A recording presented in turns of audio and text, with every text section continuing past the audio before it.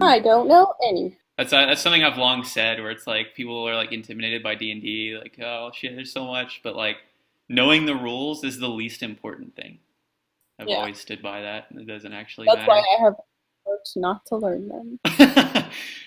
That's fine. I'll accept that. You could just tell me what I can't do.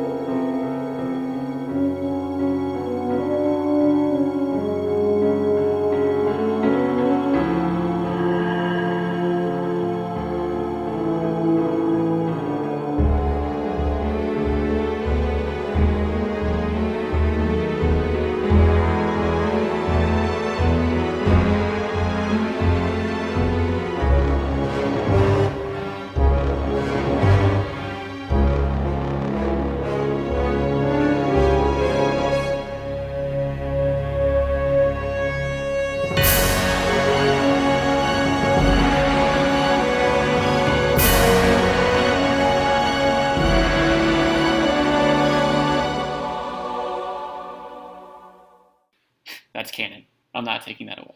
Yeah, Will, we've just been setting up in roll 20 and everything, getting familiarized. Can you guys hear me? Yep, Yep. I can hear you. Okay. Sounds like you're riding in a shopping cart. That's because there's a shopping cart right in front of me. Yep, that's I'm wow. gonna I just critted a perception check. Yeah, that's great.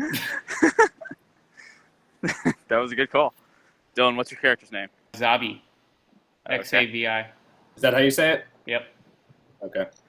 I was when you told me what kind of character she was, and you sent me Gen's backstory. I was curious if you were going to be playing Val, Interesting. which I was thinking would be wild. Yeah, no, I'm not playing Val. I'll And say then that we could, much. and then we could have, once we had our crossover event, you could have had just a makeout sesh with yourself. With my own. Yeah, with a player character on player character. Yep. That's maybe why I didn't do it. Because I don't know if I can repeat that. I can use my phone. I mean, I don't need to have all y'all's character sheets open. I trust y'all. I'm not going to like fucking be checking your rolls. It's a good thing. Yeah, it's a good thing, man. My character trait is I lie about everything. My character's kind of a charlatan. I'm just going to go ahead and say that. Hey, man, don't bust that yet. That's what they keep having to tell him.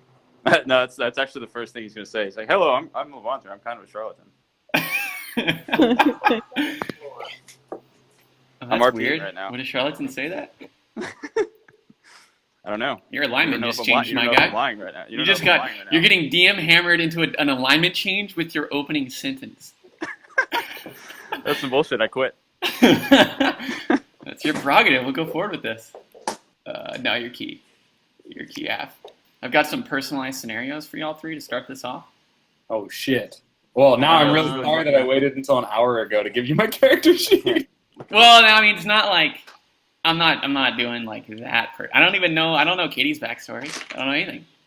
You know nothing about me. Whisper your entire backstory to me in chat right now. That's part of the backstory, is that you don't know anything. It's actually a house rule that I use. If you don't send me a backstory before we officially start play, then I write your backstory. Oh my god. And then I get to do whatever I want. It could be good and bad. I mean, I got some like housekeeping here at the start as far as like some of this you already know, but I don't know if Will's still setting up. I'll just say we have like varied levels of experience here, so I'll just kind of explain my like philosophy on like style of play, session length, how I DM, all that stuff. I would say like rules, exposition, character actions, like y'all saying what you're doing, like it's all free flowing. Like whenever I'm in exposition or like I'm like there's like a rules dispute, like any of that's just like I don't know, just communication through that. Like feel free to ask questions at any point. Obviously, like if you don't know something, then we'll figure it out. Like I'm not like a fucking rules Nazi. Like I said, the rules are the least important part of playing, in my opinion. So that's kind of my philosophy on that. Session length in general, like I said, like less than 2 to 3 hours max. and makes things concise. Promotes more consistent play because you can try to fit everything into like busy schedules. You're not playing for like a 5-hour session that like destroys a Saturday, or makes Saturday really fun depending on what happens. Yeah, come on, man. No, And it means- give me that 5-hour Saturday. And it means less preparation time for like the DM, because then you can just like make something you know is going to end after like two hours or so. As far as like my DMing style, I like to keep things moving.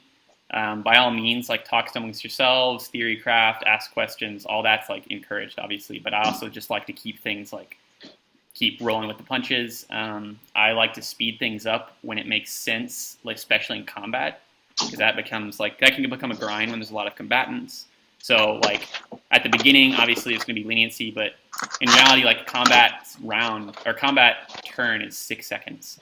So I try to like hold people to that, to where it's like whenever it gets to your turn, just be ready to do whatever you're going to do, and like we just burn through it. And then generally, like as far as like exposition and like character names, character places that I mentioned, I'll like write up, because like I keep kind of like my session notes in like a big Google Doc, and I'll convert that to like a session summary after the fact to give y'all like information that y'all would need to know in like a Google Doc, just to make it so whenever y'all are like playing, you can take notes and stuff, but also know that like any names or things that you learn will be concrete in like a Google Doc that'll be shared with you after we play, because that makes it easier. It doesn't slow things down to where y'all are like, wait, what was that guy's name and all that stuff? Because that just makes it easy. It's easy for me to create, and it like makes things go faster. So yeah, fun is like kind of my prime directive. DM's job is to create an environment for everyone to have fun. That's the main thing. Have it be fair and challenging. But ultimately, game's all about y'all's decisions and situations directing your character's course of action. Feel free to fuck up, make mistakes, challenge one another. Always think outside the box. As a player and a DM, that's like kind of what I try to promote. I mean, that's like kind of my spiel on how I like to DM.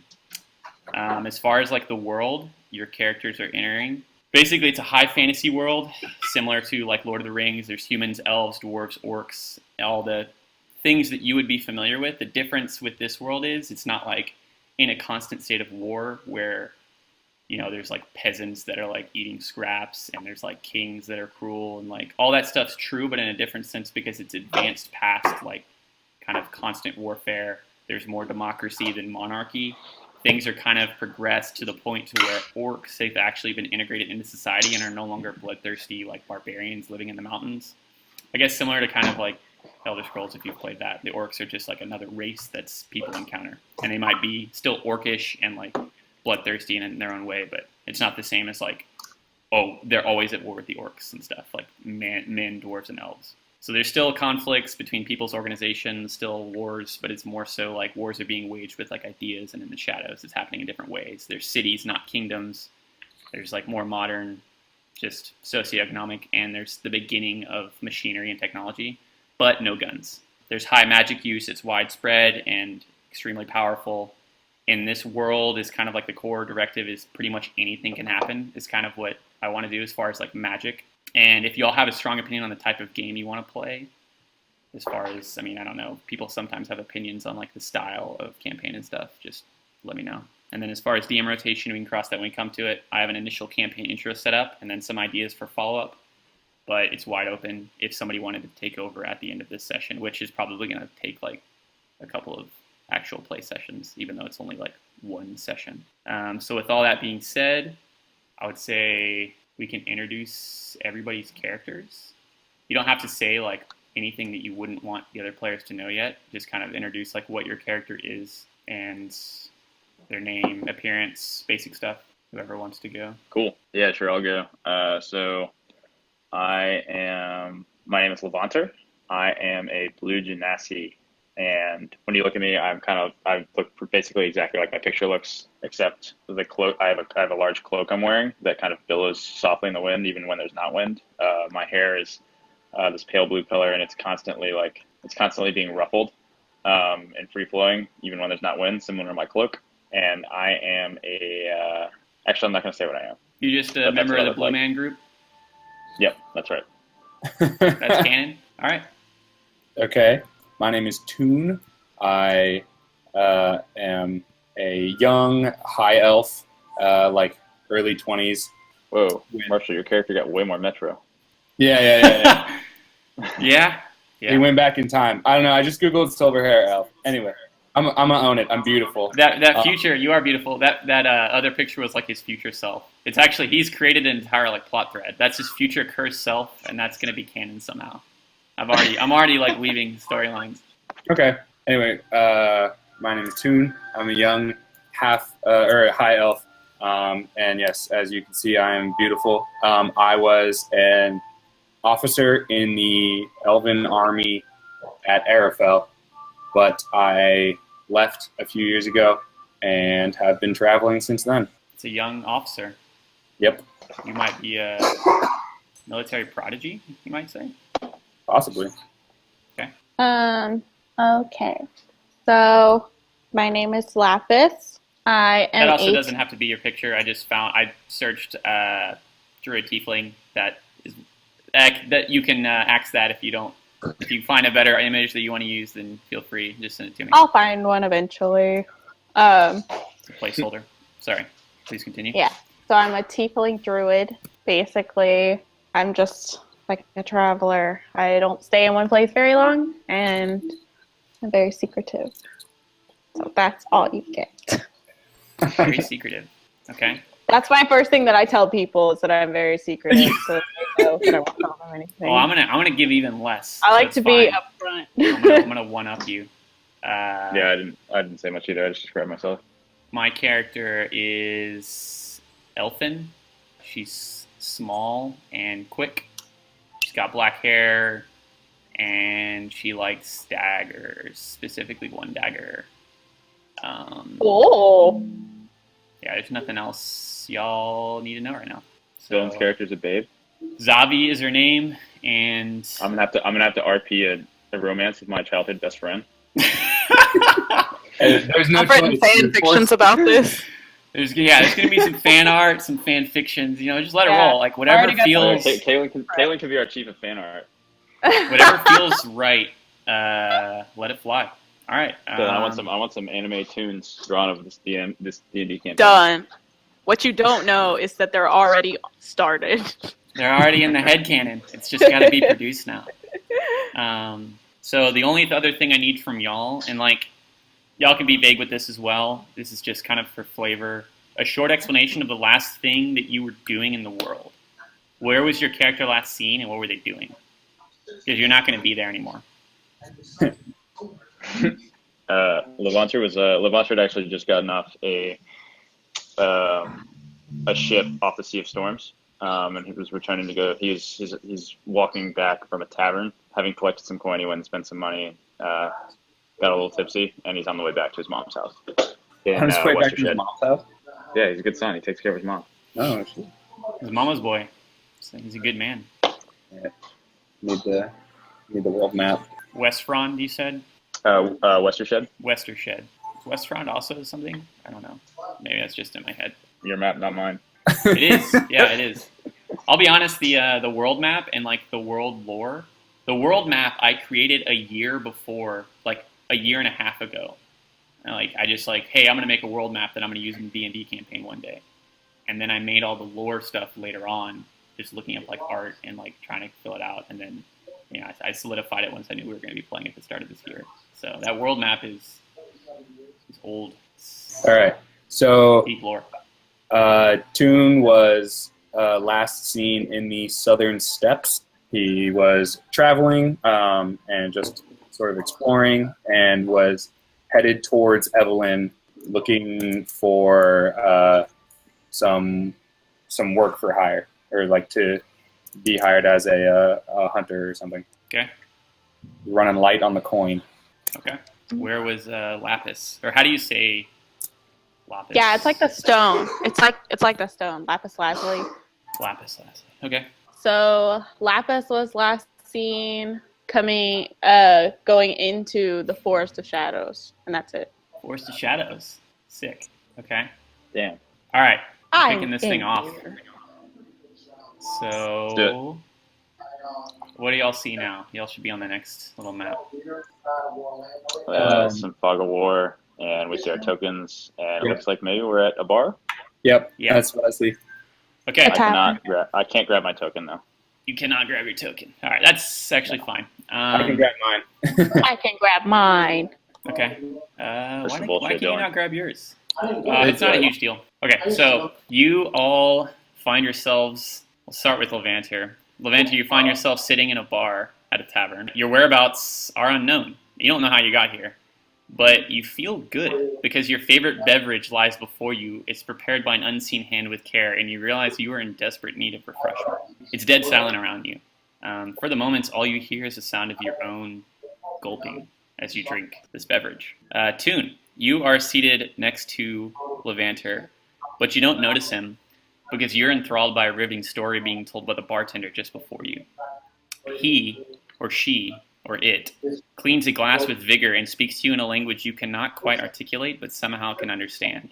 It wears an eye patch. He, she, it, you soon realize, smells abnormally quite good and looks like this.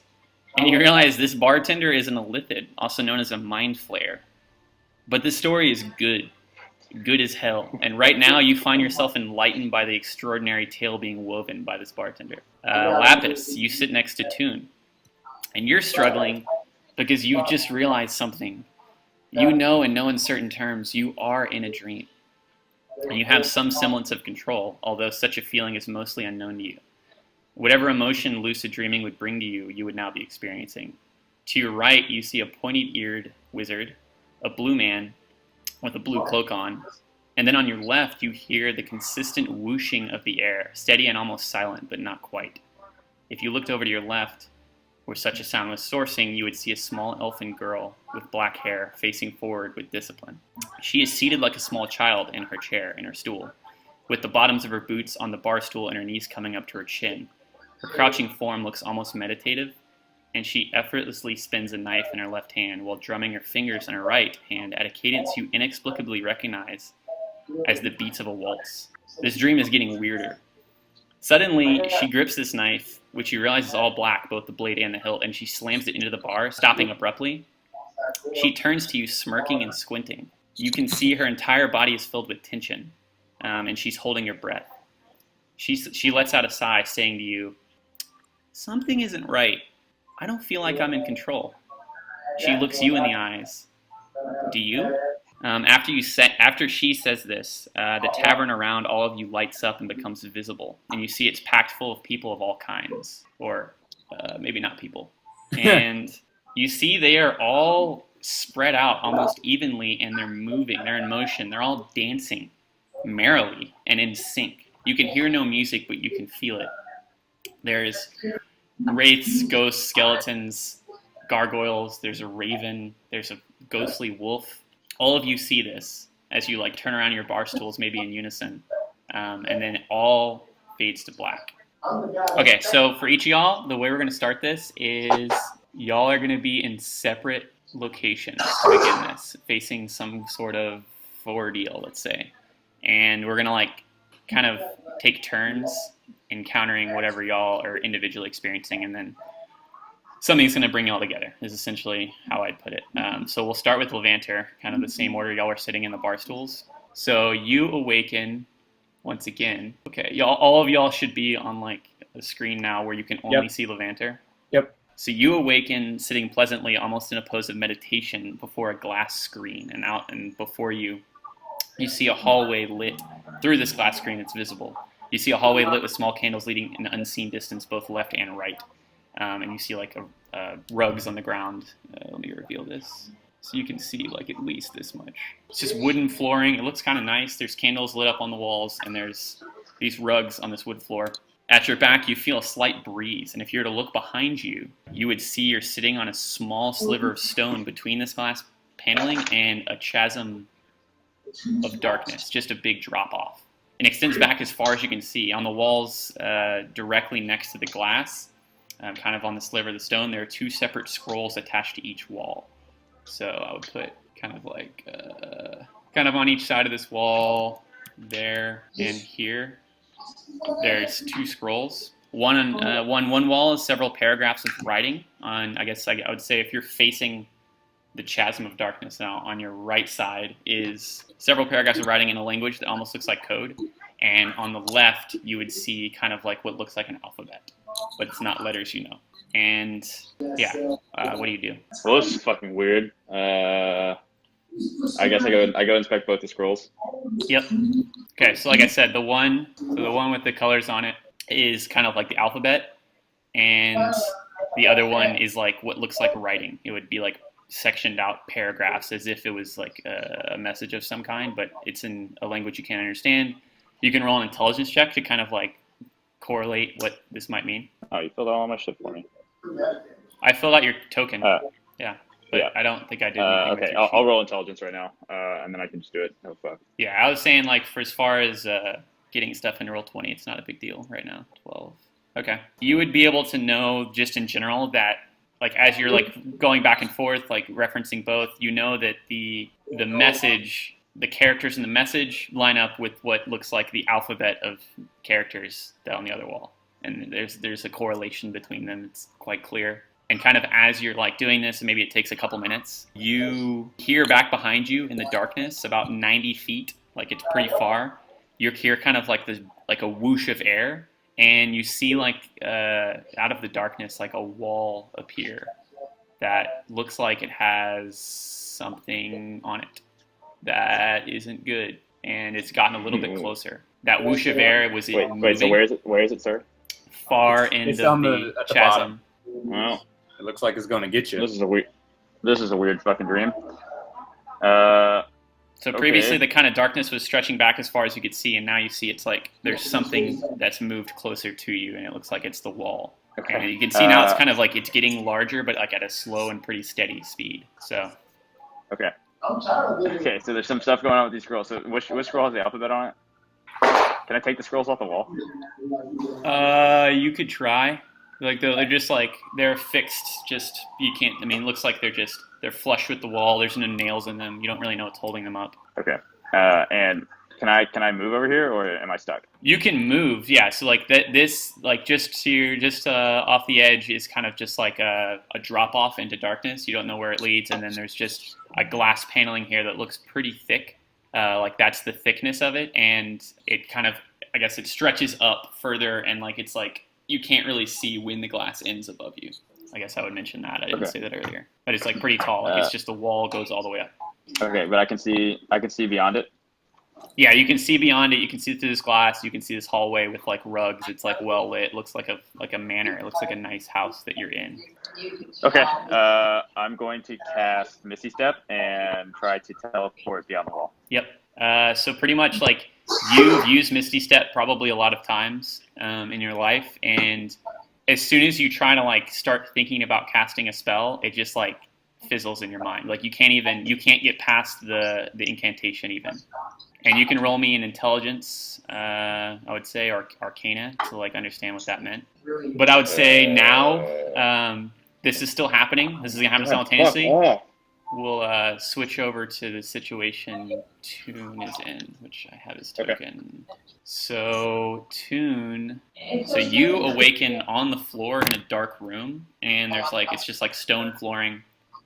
Let me switch if you over. There's supposed to be something that I can see. I can't. Yeah, okay, I'm switching it over now. All right, got it. And you don't appear to have like any of your equipment on you. You just have like your base like armor. You don't have your swords or your rapiers that you like, trusty weaponry is not on your person. And before you are two like long tables, and you see like underneath like two almost like magical lights sourcing from nowhere are two men lying atop the tables, and both are unmoving. Both are not moving? Yeah, both are unmoving. Okay. And so the rest of the room is darkness? Yep. So it's like not that big of a room. Okay. I think the first thing that I would do is check the room for my swords. Yep. Yeah, so the room is like barren. It looks like there's just like more stone walling behind you and then stone all the way around. Let me see if make sure everything's revealed. Yes, you can see like the full length of the room at this point. Yeah, okay. So like it's just that large of a room, and you don't find any of your weaponry or other items other than just like, you're not naked. You just have your normal, the clothes you remember wearing. Okay. I don't have a focus or anything, so I can't cast spells? I think you can cast spells without a focus. Yeah. I was just saying, like, it's just harder. I'd say you could cast spells. I would try to like cast fireball at the wall or something, or firebolt. Okay. Yeah. So if you cast a firebolt at the wall, pretty much anywhere, you would just see it dissipate. It looks like it's reacting the way a normal wall would look. There's not like a magical effect or anything. Okay. All right. I want to go look at this man. Okay. Oh, I guess I can move my own character. Yeah, you should be able to.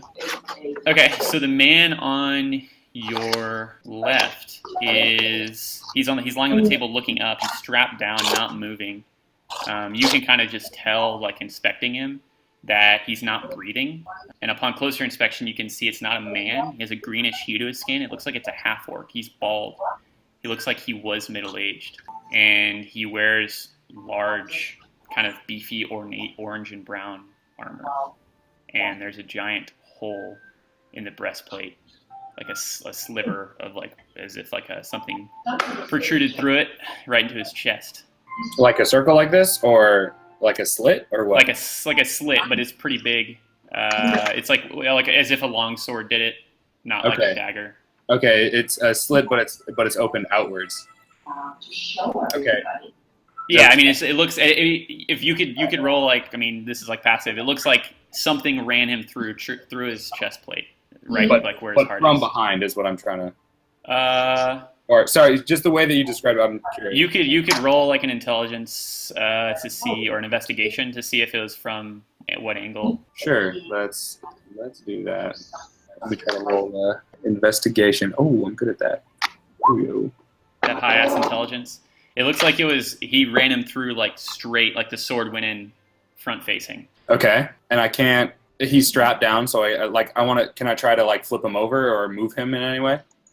Yeah, so he's strapped down with like ropes and like I mean you could cut the ropes, you could try to cut the ropes, you could try to move it, but I mean if you try to just flip him over, he's like tied down. Yeah. All right, I'll leave him for now and go look at this other person. Okay, so the man on the right is shackled around the hands and his neck, and he does pretty clearly appear to be breathing.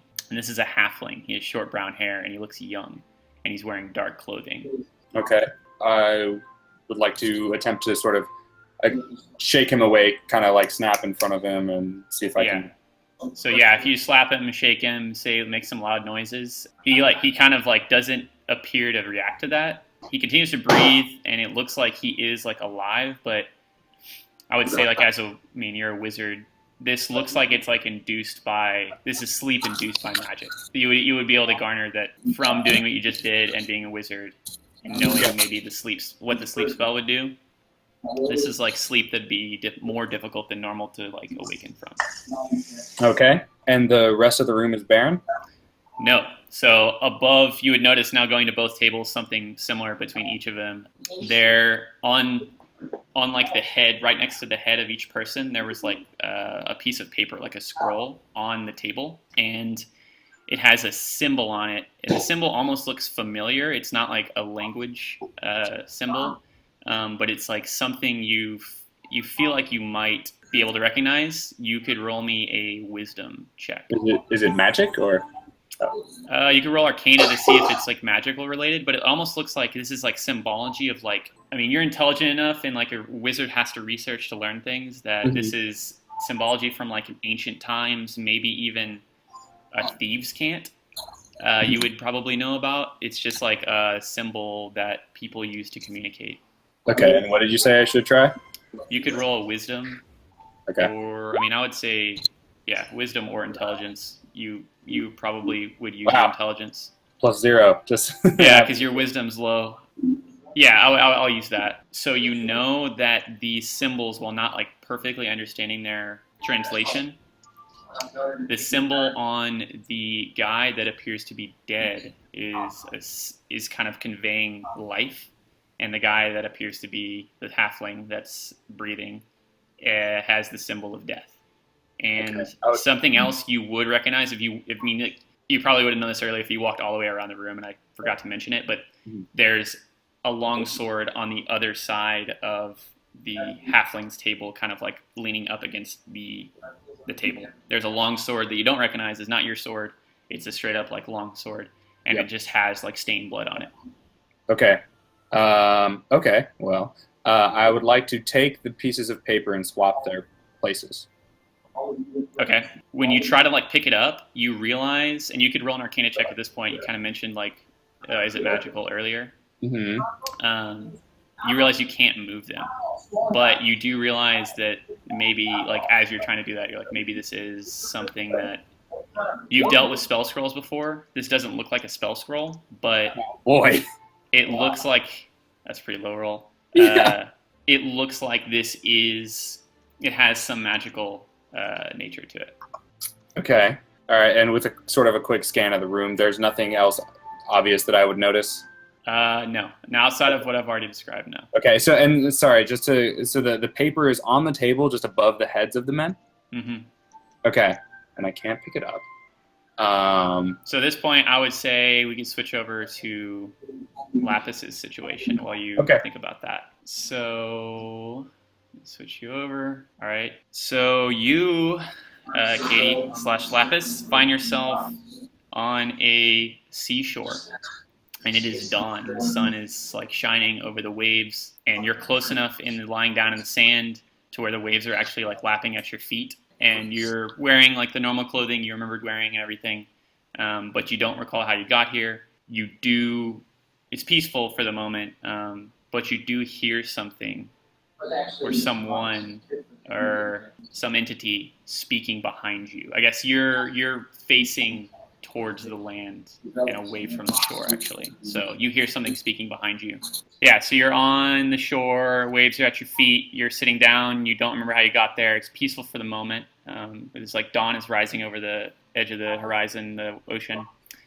And you hear something speaking behind you, and it says simply, "Tell me why I shouldn't have them eat you."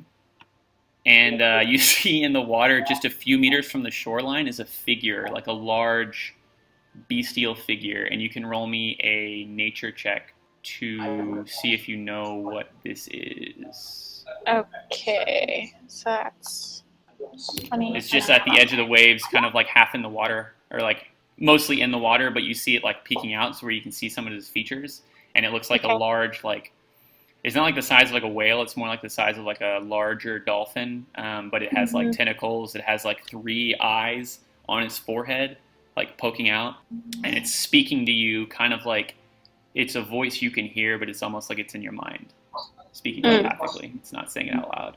I'd say with that roll, you would know maybe what this thing is, but maybe not everything it can do. This is an aboleth, which is a psychic aquatic creature that's pretty powerful. And you would know probably that it has the ability to control people psychically. You don't feel any such intrusion right now, but it is speaking to you, and it says, "Tell me why I shouldn't have them eat you." And if you were to look behind you, you turn and look at the aboleth, and then if you were to look around and kind of gather in your surroundings at this point, you would like be coherent enough after like kind of gathering your wits about you. You see kind of the wreckage of a ship, and this is a beachfront with a small like town behind it. You can see like smoke rising from a chimney and buildings. It looks like a small settlement. And on the sand all around you are a shitload of people, and they're all staring at you. In the foreground, in the background's the town, in the foreground's all these people in the sand near the wreckage of the ship. It's a massive people, and you can roll me a perception check. They're all looking at you directly. That's not hard to tell. Okay, so you can tell that with at least with the closest person, maybe only, that this person right here that's like 10 feet away from you, their eyes are like wide and glowing blue. Okay. And I guess the aboleth, you would hear almost like you would hear it patiently awaiting your answer to its inquiry in your head. It doesn't repeat the question, but it's kind of just hanging in the air. Okay. I think I would take a step maybe closer to the water and ask the aboleth, "Why would you have them eat me?" The aboleth would respond, "That's a good question.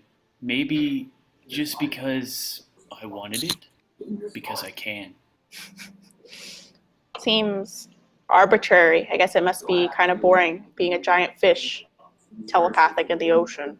At this point, like you would almost feel like it's a mental connection like break. Like you could feel its presence in your mind, and then right after you say that, you feel it like kind of draw back, and we're going to go back to Levanter. All right, Will. Okay. What was the roll you wanted me to make?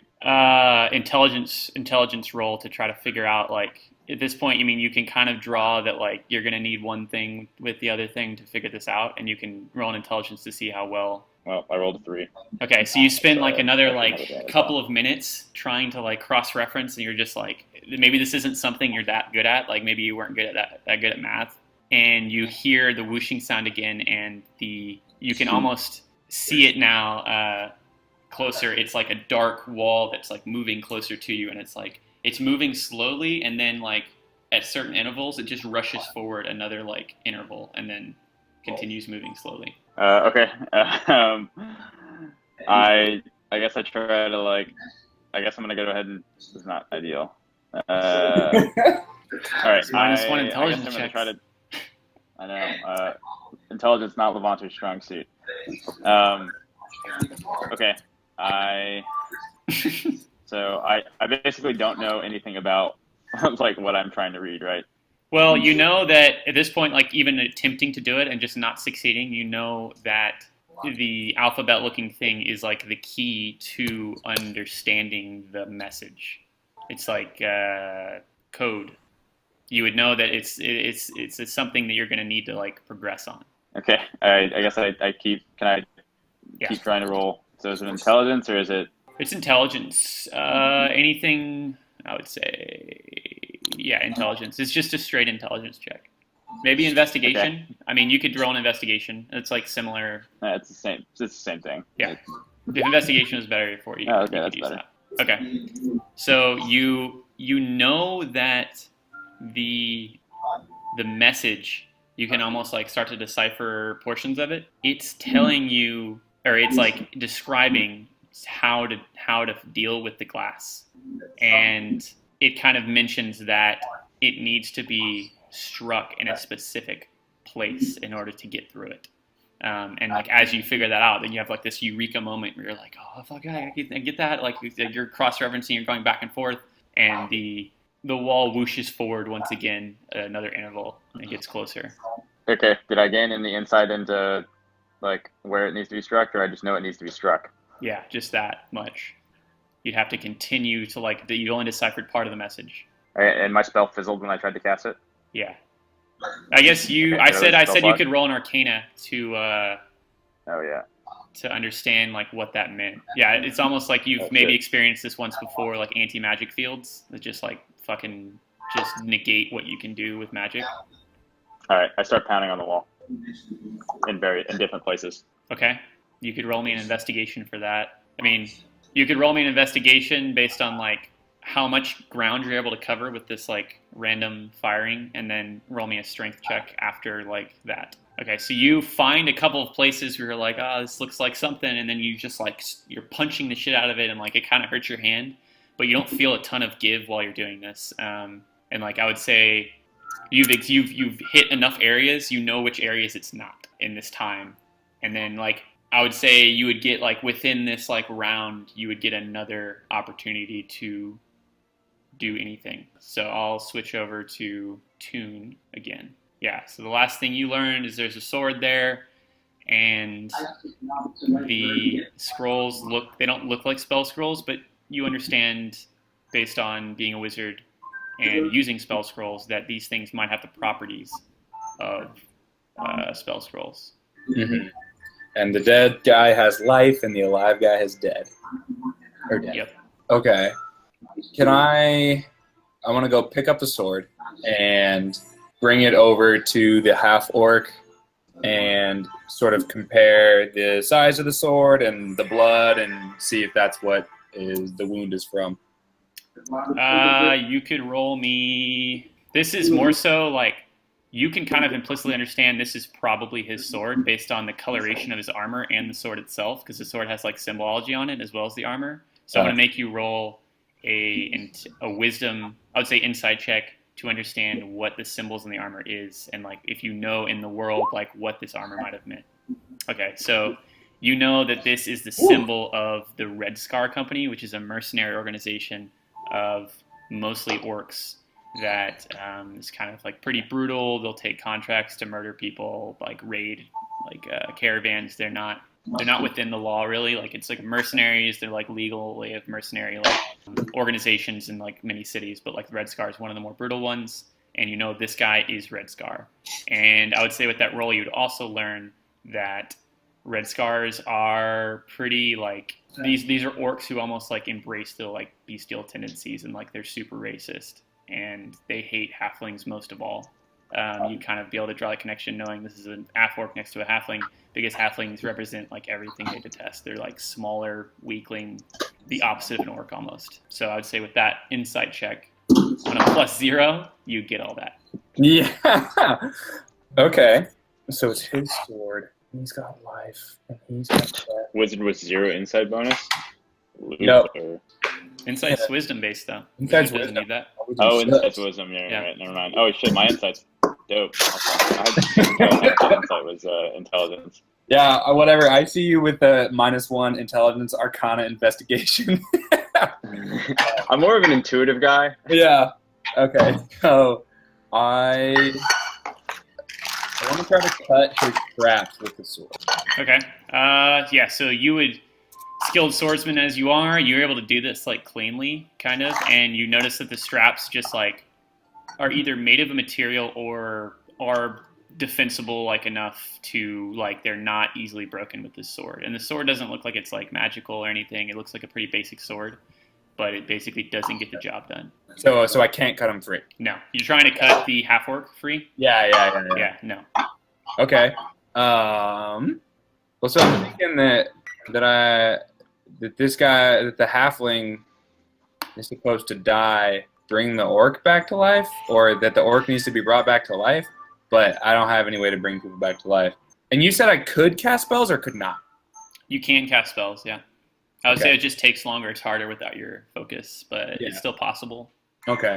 Okay, I want to go over here and try to swing it at his like arm chains. Like not necessarily the ones that are attached to his arm, but you know, I'm assuming that he's got like a shackle and then there's a chain. Yeah, there's a chain in between. Yep. So if you try to do that, it'd be the same result where like this metal is pretty strong and it's just like metal against metal and like it looks like it's maybe making some indentations, but you could like work at it for a while and you wouldn't make very much progress.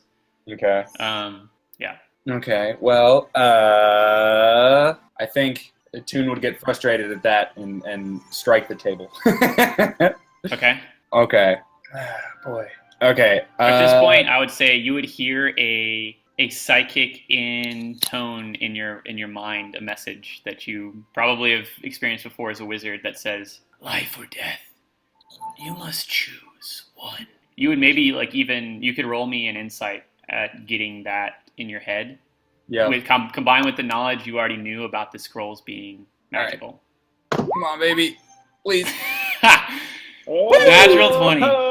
Okay, so these scrolls are not only magical, and like you've never seen a spell scroll like this, but these are straight up spell scrolls, and each one does exactly what you'd think it would do, based on what you understand about the symbol that's on it. Okay. And do I think I'd be able to invoke them? Yeah, so you can gather that like you'd have to go and like kind of you'd have to use your wizardly prowess. Basically, this would be an intelligence because you're trying to figure out how to activate the spell scroll, and you'd have to use that to try to figure out. It might not work. It's not like a sure thing. It's not easy because these are spells that you definitely don't know. Okay. All right. Well, I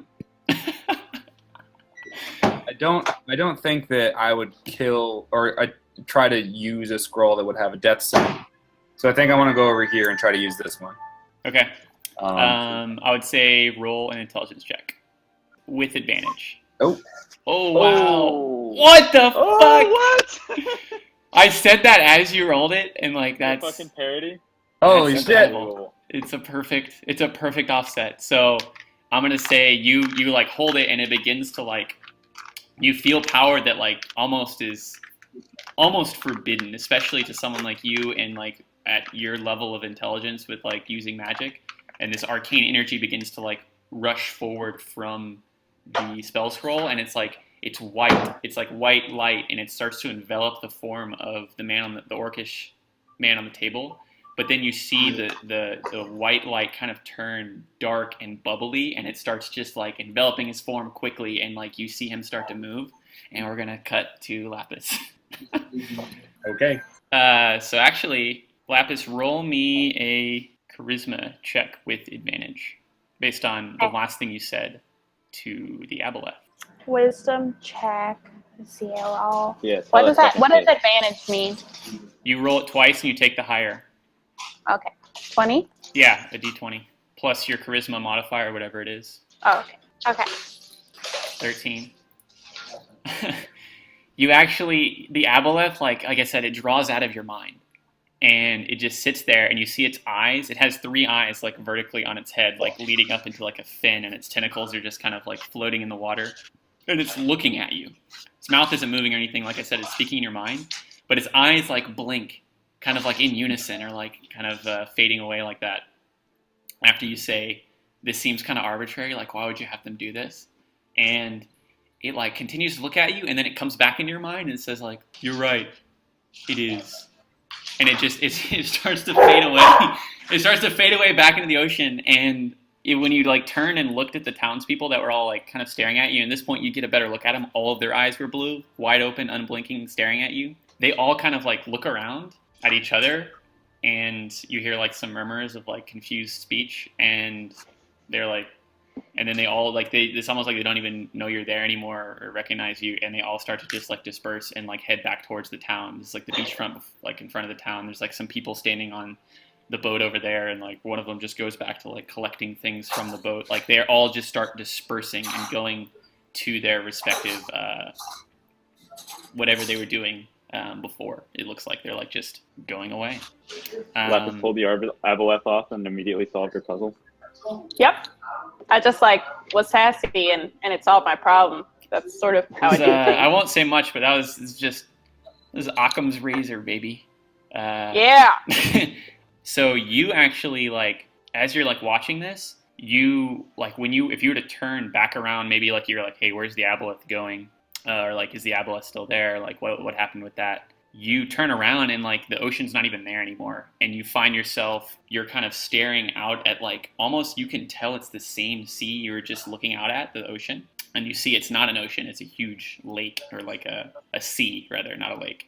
And you feel a breeze, and you're standing on like the edge of like some stone steps staring out at it, and it's hundreds of feet below you, and kind of assessing your position, you appear to be like in a tower, and like if you look straight up, there's clouds amongst you, like you're level with clouds in the sky, and it looks like you're looking out of like a massive like not a window, just a huge threshold opening out from this position, and behind you is an open doorway leading to like a stone hallway. And kind of like to give you perspective on what you're seeing, because that's not that good of a description, this is what you're staring out at the edge of something in the sky that's a huge like structure, and this is, you are here. And if you were to look behind you and like further up and out, you would see kind of like massive structures and like these large floating basically what you see there, you would see behind you above this stone hallway, back and raising above. And it looks like you're on like a giant floating, not just fortress, but like a landmass, staring out at and you can roll me just a straight intelligence check to understand kind of where you are positionally in the world. Like you've never been in this position before, but maybe you can like correlate what you're looking at as far as like which sea is this. It looks like you're in the northern region of the world, because there's mountains to your right, and there's a sea, and you know this has to be the northern region, and therefore that has to be the Sea of Ice. But you don't know much more than that. And we'll go back to Levanter. I frantically start hitting the wall in areas where I think it's pointing to. Okay, you can roll me another investigation. Are you like just hitting the wall, or are you like trying to like look at the scroll and continue to like try to figure it out, or are you just like you're just hitting the wall at this point? I would say I'm just hitting the wall at this point. Okay. It's investigation. Investigation, and then a strength. Okay. And then strength. Oh, I break my hand. I don't even know how to resolve that. That's very sad. That's real bad. So That you is so bad. you kind of like you're you almost have this like this moment where you don't really know what you should be doing, where you're like, should I, this is a choice between doing what you just did versus like trying to figure out more of the message, and you kind of like get caught in between, and then that you're like, all right, fuck, and then you decide too late, and then you also fuck up searching for like a good area, and then like you glance off, you hit with the wrong arm, and like it's not effective at all as far as actually hitting the glass like you wanted to, and it's also you don't cover that much ground, and in this time it like moves another interval closer to you, like whooshes forward, continues cranking. Can I sense like how large this anti-magic field is? You could roll an Arcana. And at this point, you can see, I mean, this is obvious, you would see it probably last time, but this is like a huge spiked wall that's just like floating in the air. And how far does it extend? The anti-magic field, based on that, I mean, you can't really tell like where its limits are. Okay, and how far does the wall extend, sorry? The wall extends like, so I guess it's hard to see kind of, but there's walls right here. So this corridor is the length of this this spiked wall coming towards you, like fills the entirety of this corridor, and there's walls on the side, and the walls just kind of go all the way down and all the way up. And the spiked wall goes all the way down into the abyss? No, the spiked wall is like, I would say a couple of persons tall, and it's heading this way, but it's not, and it's like it's taller than it is, like it's the bottom of it kind of matches where the bottom of like the steps that you're at are. So it looks like it's almost going to like fit perfectly into where you're standing. You're standing on this ledge. There's glass behind you, and it looks like it's going to slide in. Okay. Okay. I guess I have to try to keep reading the scrolls and see if I can deduce some more clues. Roll me an intelligence check. Yeah, that's supposed to go. Oh my god. Okay.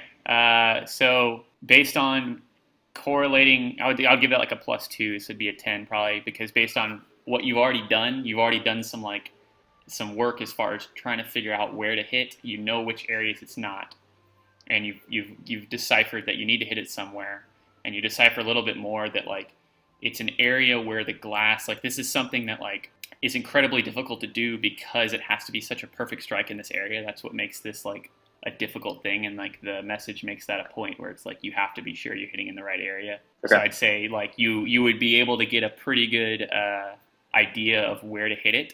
So on your next, I'll say investigation plus strength, which you could do like right after this, you would get advantage. Can I do like a more like, can I do like a kind of, rather than just like kind of grunting at it or like pushing at it with strength, can I do sort of a more finesse move and kick it and use athletics? Yeah, totally. Okay. I will do that. So I'll say you would get advantage on the investigation check to understand where it is, and then the strength check will be your athletics. God, Jesus Christ. So you get advantage on that. I guess that is advantage. You rolled twice. Yeah, that is advantage. 8. Okay. And then your strength. Normal, athletic. There we go. Okay. I hate it when he rolls. That's my first roll. So yeah, I'm gonna say. Okay, that's insane, because I had something in my mind. I was like, this is how it's gonna work, and it's one short. So like, so this is how this is gonna happen. I'm gonna use that athletics check because you're primed right now. You're tensing your body. You know like what the stakes are.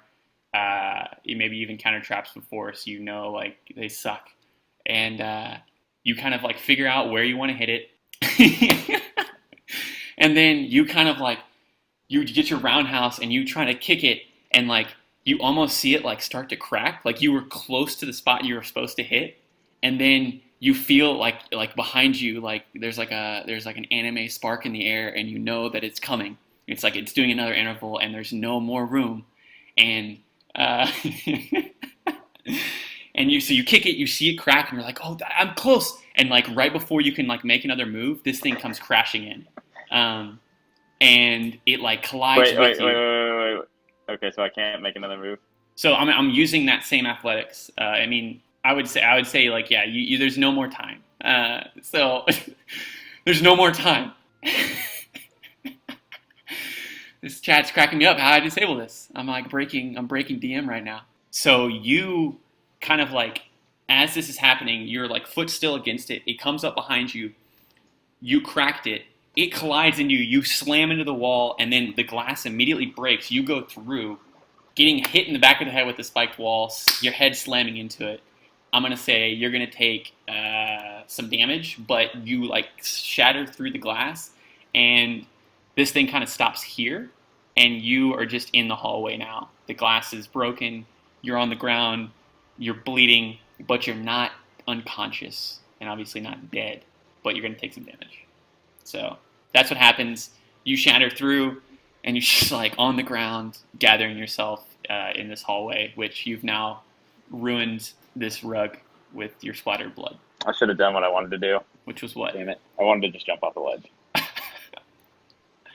would have been interesting. Okay, back to Toon. So we left off. Yeah, so he, this white light starts to spiral into darkness. It comes out at first, and like you've probably never seen a like revive, revivify, restore life, whatever this spell is. Can't be certain. You've probably never seen that. You could roll me an intelligence if you want to like say you have. But basically, this starts to look like something like that. Okay, and I'm okay. then it changes midway, and it turns dark, and like it's this bubbling energy that starts to surround him, and he starts to like jerk and like All right, move. I step back. And and then he breaks out of his chains. It's orcish, and it's just like it starts to get up, and you see like it almost has like black veiny like it's almost like his veins are pulsing, but the blood, it's not blood within them anymore. It's like black dark material of some kind. Yes. And it starts to walk towards the table, and it has its eyes on the halfling. All right. You could take any reaction. So you're like up against the wall, and like yeah. Yeah. Wait. I wanna sort of like shout at it, like, "Hey, stop!" Yeah. So it would like it's like walking slowly, and it like it stops and like looks at you like that, and then it like puts its arms down and like is staring at you for a moment as you do that. I'm gonna take the longsword out and like point it at it and sort of like get into kind of a fighting stance. Okay. And if like it sees like the longsword pointed at it, and it sees you there, and it like It's on longsword, right? Yeah, it's a longsword. You could roll an intelligence or insight check to see like kind of its general demeanor, but it doesn't see, if you don't make a move towards it, it kind of just it slowly turns back and starts heading. Okay. Heading towards the. All right. I want to just put him in front of the table. I'm gonna step in front of the table and point the sword straight out towards this thing, and I'm gonna refresh my roll 20 really fast. Okay. All right. So now you're in between it and the table with the halfling on it, with the sword out. Okay. Great. Oh my god. All right. Let's get back a little bit. Okay. Here I am. So it would just continue to move forward, and it's like it's Okay. slowly moving. It's getting within like it's already within 5 feet now. It's getting into your like personal Well, space. so You might say. what I want is I want to have the sword out so that if it were to continue walking, it would like puncture itself on the sword. Yeah. Okay. Does it continue doing that? So it gets it gets within like the sword is literally like about to enter its chest, and it's like lurching forward, and then it stops, and then you see it duck under the sword with like immense speed and just like rush at you, and it makes an attack on you. Oh, what the fuck? Okay, so you actually its attack is like it's able to dodge out of the blade really quick, but then its attack is kind of slow, and you're able to block it with the sword on instinct, being a skilled swordsman that you are. And now you're just like locked into this combat back and forth, I would say. So you could take an action, and then it's going to take an action just like combat. All right, then can I? I guess I want to cast magic missile and hopefully like blow it backwards. So magic missile's not a spell attack, so you wouldn't get disadvantage. I'm going to say that. So, They just hit Magic automatically. missile automatically hits. yeah, so it's not. Yeah, so like that. If something's accosting you in melee range, spell attacks get disadvantage. Yeah. Magic missile's not a spell attack, even though it kind of is, but it doesn't require a roll. So by the letter of the law, you don't get disadvantage or any like negation to the effect. So yeah, I would say roll some magic missile damage. Yeah, I just need to guarantee to do something to this guy. Yep. Okay, can I cast it at a second level? Get an extra little guy. Yeah. Alrighty. 44. Yeah, +4. Okay. 16. Okay, so that like these magic missiles just like pelted. I guess they would come out of like your hand as you're like holding a sword. Yeah. It pelts it 1, 2, 3, 4, and That's it pretty gets cool. blasted back, and you see its like arm start to like rip off, almost as if like it's its body is zombified. Like you can tell after that damage that you just did to it, its body's like sloughing off its skin, and it's not. It's a zombie. Gross. And Did you cast that that at is second level? What? Did you cast that at second level? Yeah. Oh, sweet. so yeah. That nearly like that rips its arm off almost. Its arm is like hanging by a thread, and it's like it looks like it's about to just drop. But then it's gonna continue to just rush forward. But it almost like I would say passive perception. You don't even have to roll for this. It's insight wise. It's definitely like trying to take you down, but it's looking at the halfling behind you, and it's going for what's on the table behind you. Okay. And I don't want it to hurt the halfling. What's your AC? What's your AC? It's gonna lunge at you one more time. 15. Ooh, okay. So this time, like once again, your skilled, like just instinctual swordsmanship is gonna like save you a strike here. It comes again with its good arm. It's one good arm, and Nice. it brings it within like a hair's breadth of like hitting you across the face. It's like trying to take you down. It's almost like there's a level of intelligence to where it knows to go for your head, and it's not just like mindless. And your sword brings it up the last second. You block its hand, and you're able to like throw its hand away, and you're undamaged. You're able to block it. All right. Well, then I'm just gonna cast another magic missile at him. Okay. Almost no matter what, this is gonna be. How do you want to do this? So how do you want to do this? I gone. want to. It's dead. I want to just blow like 2 holes in its chest and then another one like at its head. Okay. So it's got bullet holes in its chest, and then its head. It's the last one. It gets knocked back. Its head kind of just like rips open, and it just falls directly backwards. And it's almost like as soon as it hits the ground, you see what didn't look like a door over here, but is a door, magically revealed, just opens immediately, and it's a stone hallway that you can see. Okay. I want to try again and see if I can break the halfling's chains. Okay, you can roll me a strength or athletics. Yeah. All right, let's see. Get to my character sheet. Let's do. Woo!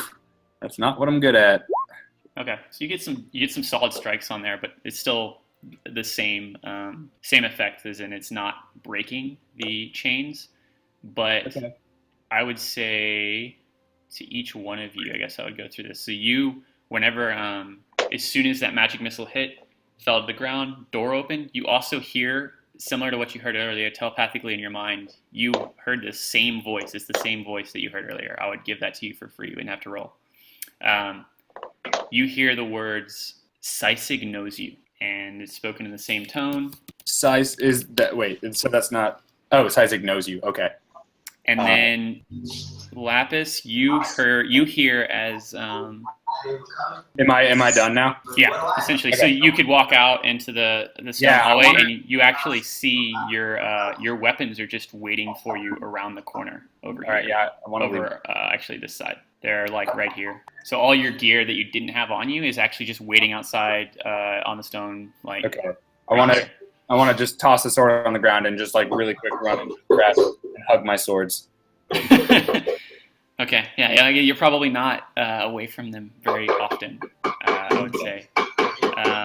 And then whenever you felt Levanter, whenever you the spiked wall collided with you and you like kind of smashed up against the glass and shattered through, you are clearly imparted the message in your mind, like even though all this crazy shit's happening, messaged are patiently awaiting is like what the message you hear in your mind. And then Lapis, you hear after you spoke to the aboleth and it kind of retracted from your mind, you heard another telepathic message in your mind that maybe you didn't like fully understand at the moment, but now you're like thinking back on as you stare out from like this giant landmass in the sky.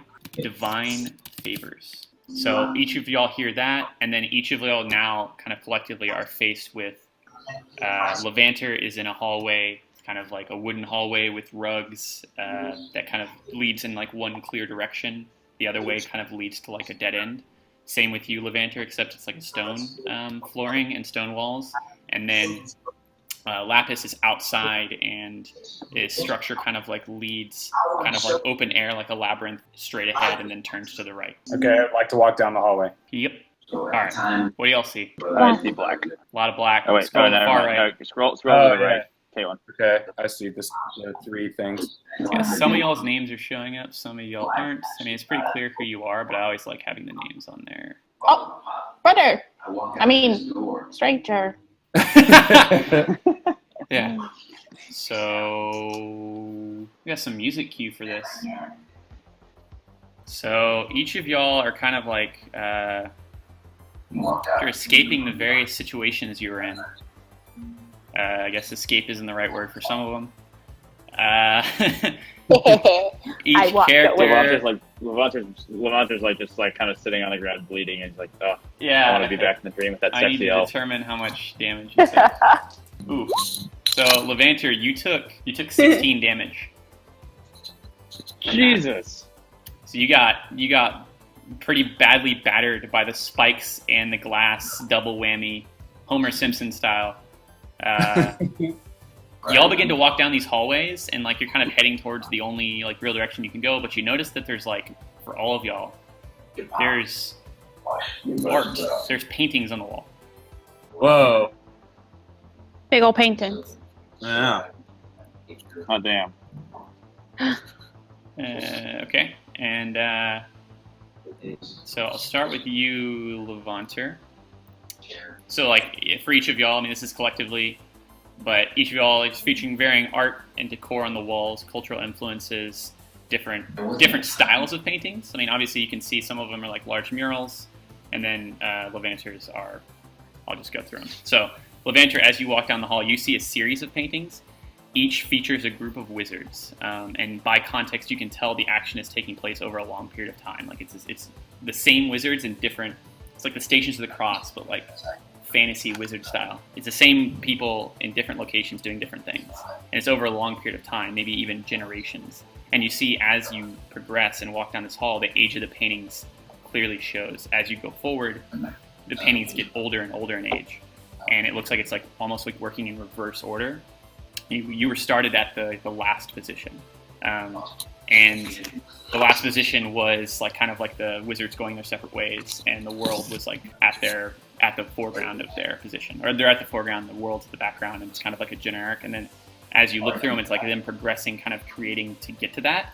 And if you walked all the way down, the very first painting, the oldest painting by this standard, shows 8 different persons, 4 men and 4 women standing together over a depiction of, it's almost like they're standing on the planes of existence. And not all of them, but some of the major planes of existence. So we're talking shadow, light, material, air, earth, water, fire, and the aether. And they're each person standing on a different plane. They're all in a circle. Of the 8, there are wizards, warriors, and rogues of varying shapes and sizes. I mean, they all look like they're magic users, but they have different characteristics, so to speak, like almost like they're fulfilling the roles of warrior, wizard, and rogue. They have different sizes, different races, different attires and weapons. They all point to a single point with their various weaponry, and the point is a bright light above the 8 persons and the 8 planes encircling them. The final painting, this oldest one, features in the center of this within this bright light, a large crystalline object swirling with energy. And it looks like this. And the title of this painting is The Forging of Anima-Sharan, and that's how it's spelled.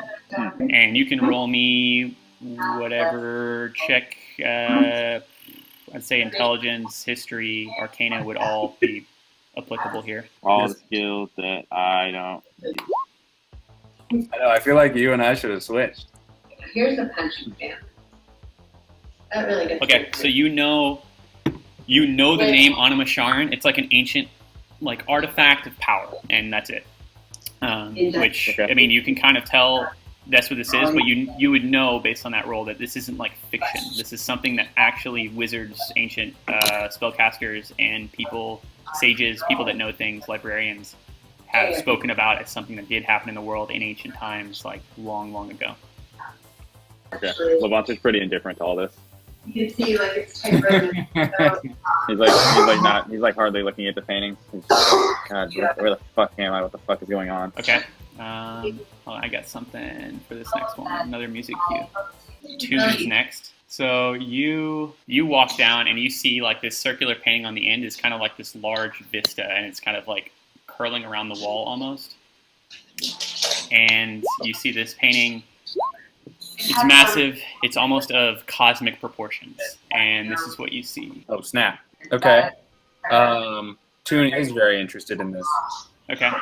And there are stars and galaxies and kind of like the vast void between them. All within this, complete with like, different colors, mystic purples, royal blues, fiery oranges. The painting's long, it's wide, it's circular, and it almost looks like it's covering most of the hall at the end of this hall. It's essentially the fantasy Big Bang, and it's seemingly constant and prominent intervals between it all, breaking up the painting into coherent sections. You can see, if you were to inspect it for a long time, there's 8 bright stars. And the title of the painting is on a plaque below it, kind of like in small basic writing, at the end of the hall, at the end of the painting. It's the furthest left you can go, near an alcove to your right, which you would get to and see at the end of this painting. It reads, this painting is titled The Eyes of Celinda. Fucking Toon gets to kill a dude, gets to listen to Travis Scott. Levante just gets to bleed and look at some wizards he doesn't care about. No, Vanter gets to bleed. Okay, now we go to Lapis.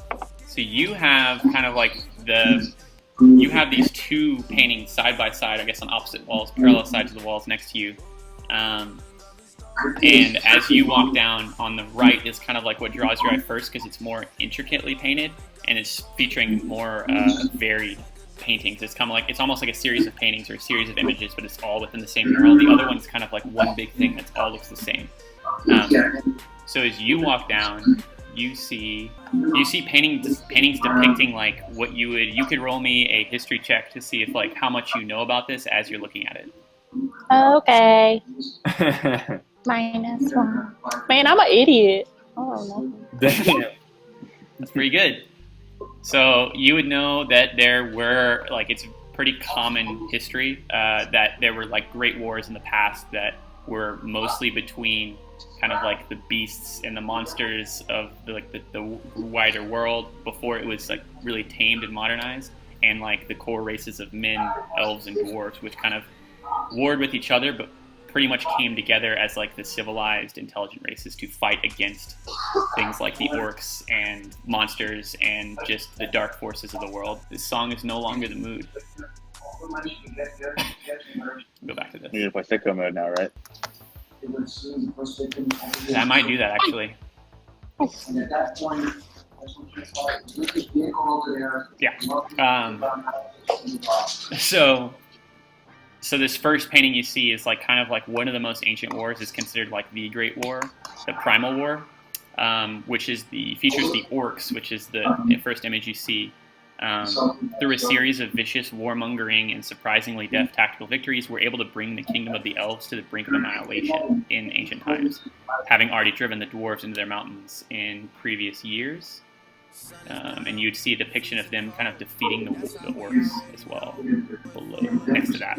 They were, like, you kind of understand, based on your history check and what the painting is revealing, that the orcs were empowered by their savage blood and kind of like their just innate ability to wage war, that they gained in momentum. The more they swept the land, the more they killed, the better they seemed to get. And kind of like they faced down the elves, and the elves were ready to, they kind of considered things to be hopeless. The dwarves were in their mountains, they're in their holes, they're not going to help them. The elves were kind of on their own, and the orcs were ready to like just wipe them out. But at the 11th hour, the orcs were kind of accosted and brought low by the combined forces of mankind. Mankind came to the aid of the elves, who, using their own guile, cut through to the head of the army of the orcs and defeated the orcish forces by severing the head of their seat of power of their armies. And in this maneuver, it was man who stole the incredible power of the orcs that kind of was innate within their blood, to eventually wield it for themselves. The humans did, and this was like the final climactic battle of the Great War, was between orcs, elves. So the dwarves came out to fight at the end once they saw victory was secured in a way, and so the humans defeated the orcs, or helped defeat them. They were the decisive blow. They stole this power from the orcs, which is kind of like vague. There's various accountings of what that power was, and you don't really get it from this painting. This painting's more like showing like the artistry of these battles. And for soon enough, the powers of the prime material plane returned to balance after this.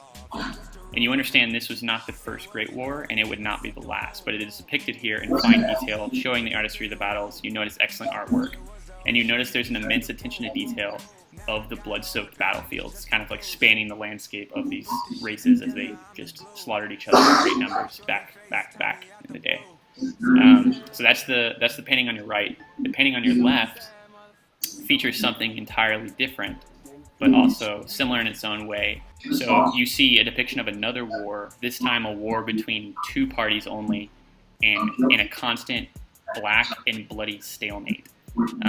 Of course, at times it seems the painting is like it's vivid with life, and it seems like it's almost like changing as you look at it. It depicts one side, and then the other side gaining a temporary advantage for a time, but ultimately being laid low by the swell of the other side's rage. And you know this, based on your role as well, is the Blood War, which is an eternal war between the infernal and abyssal planes, the infernal devils and the abyssal demons, which has been waged perpetually since like the dawn of time.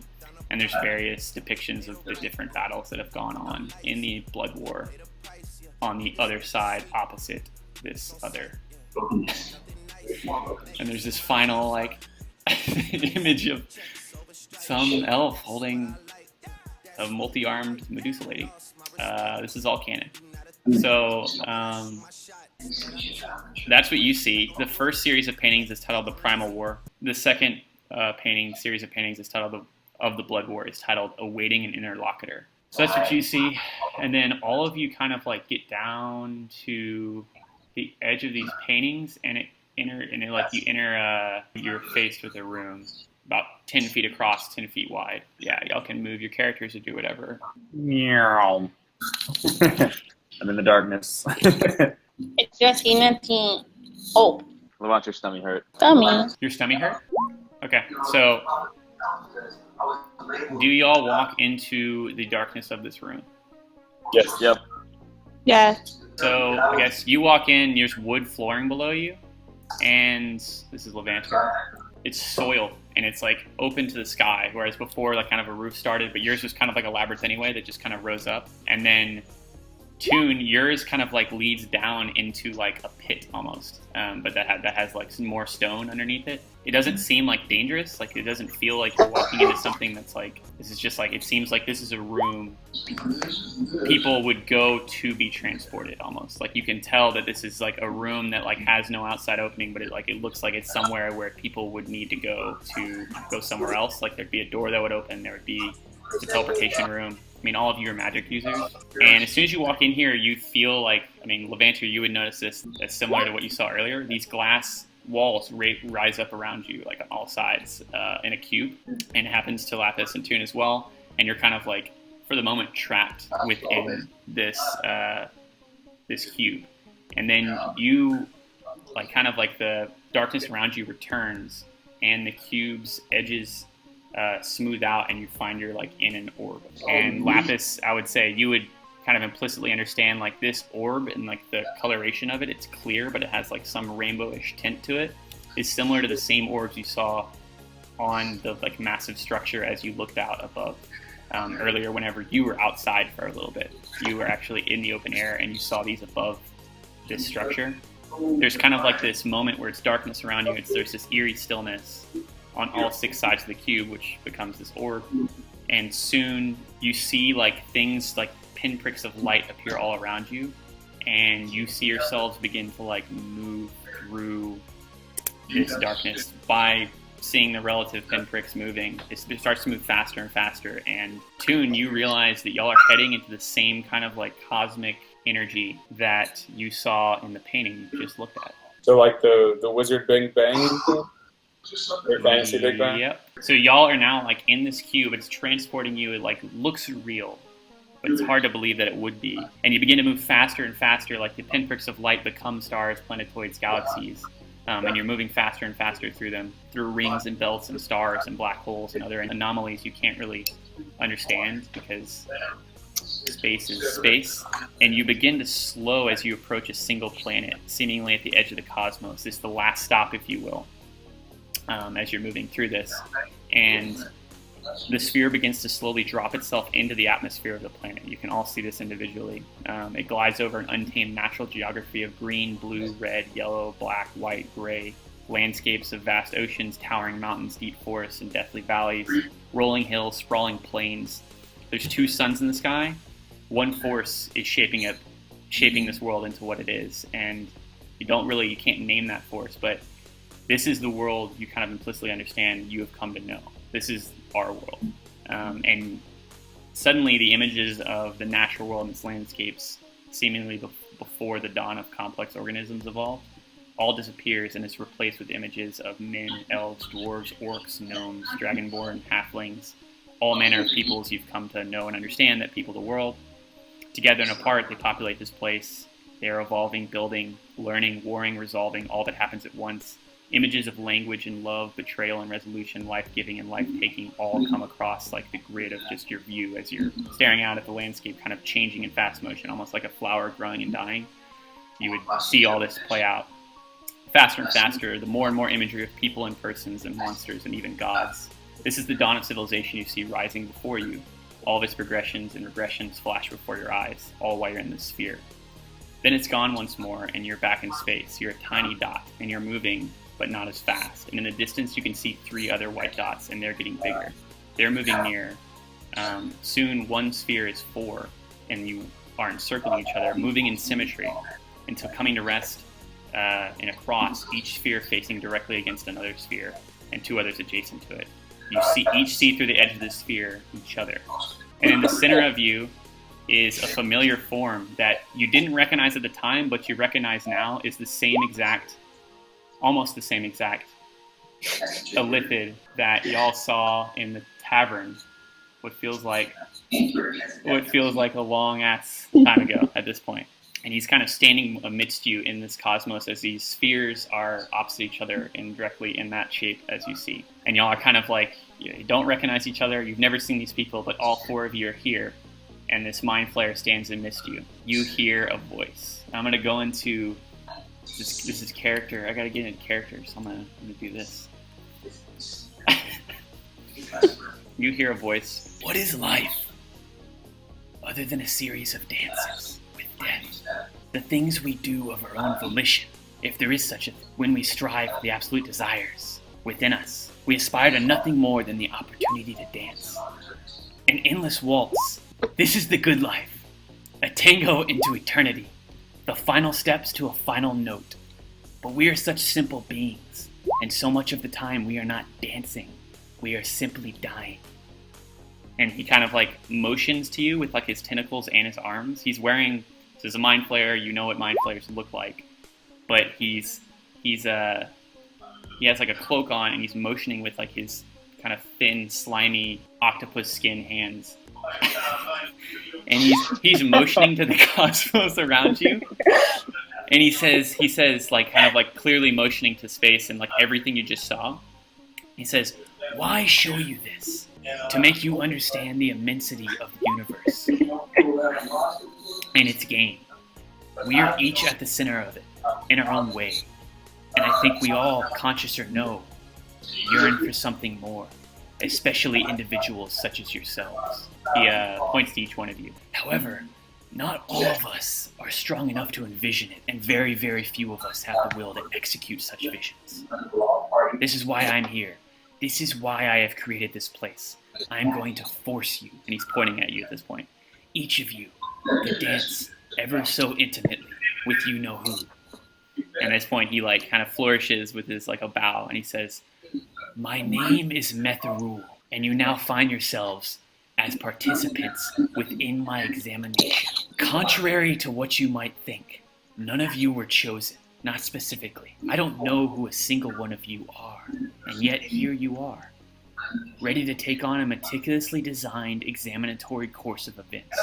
In truth, all of you are here by means of a rather complex, chaotic calculation, you might say. And in a certain order, we shall see if the machine performed its function. You are soon to face threats of a potentially mortal kind, and within them are opportunities, the kind you can potentially grow from.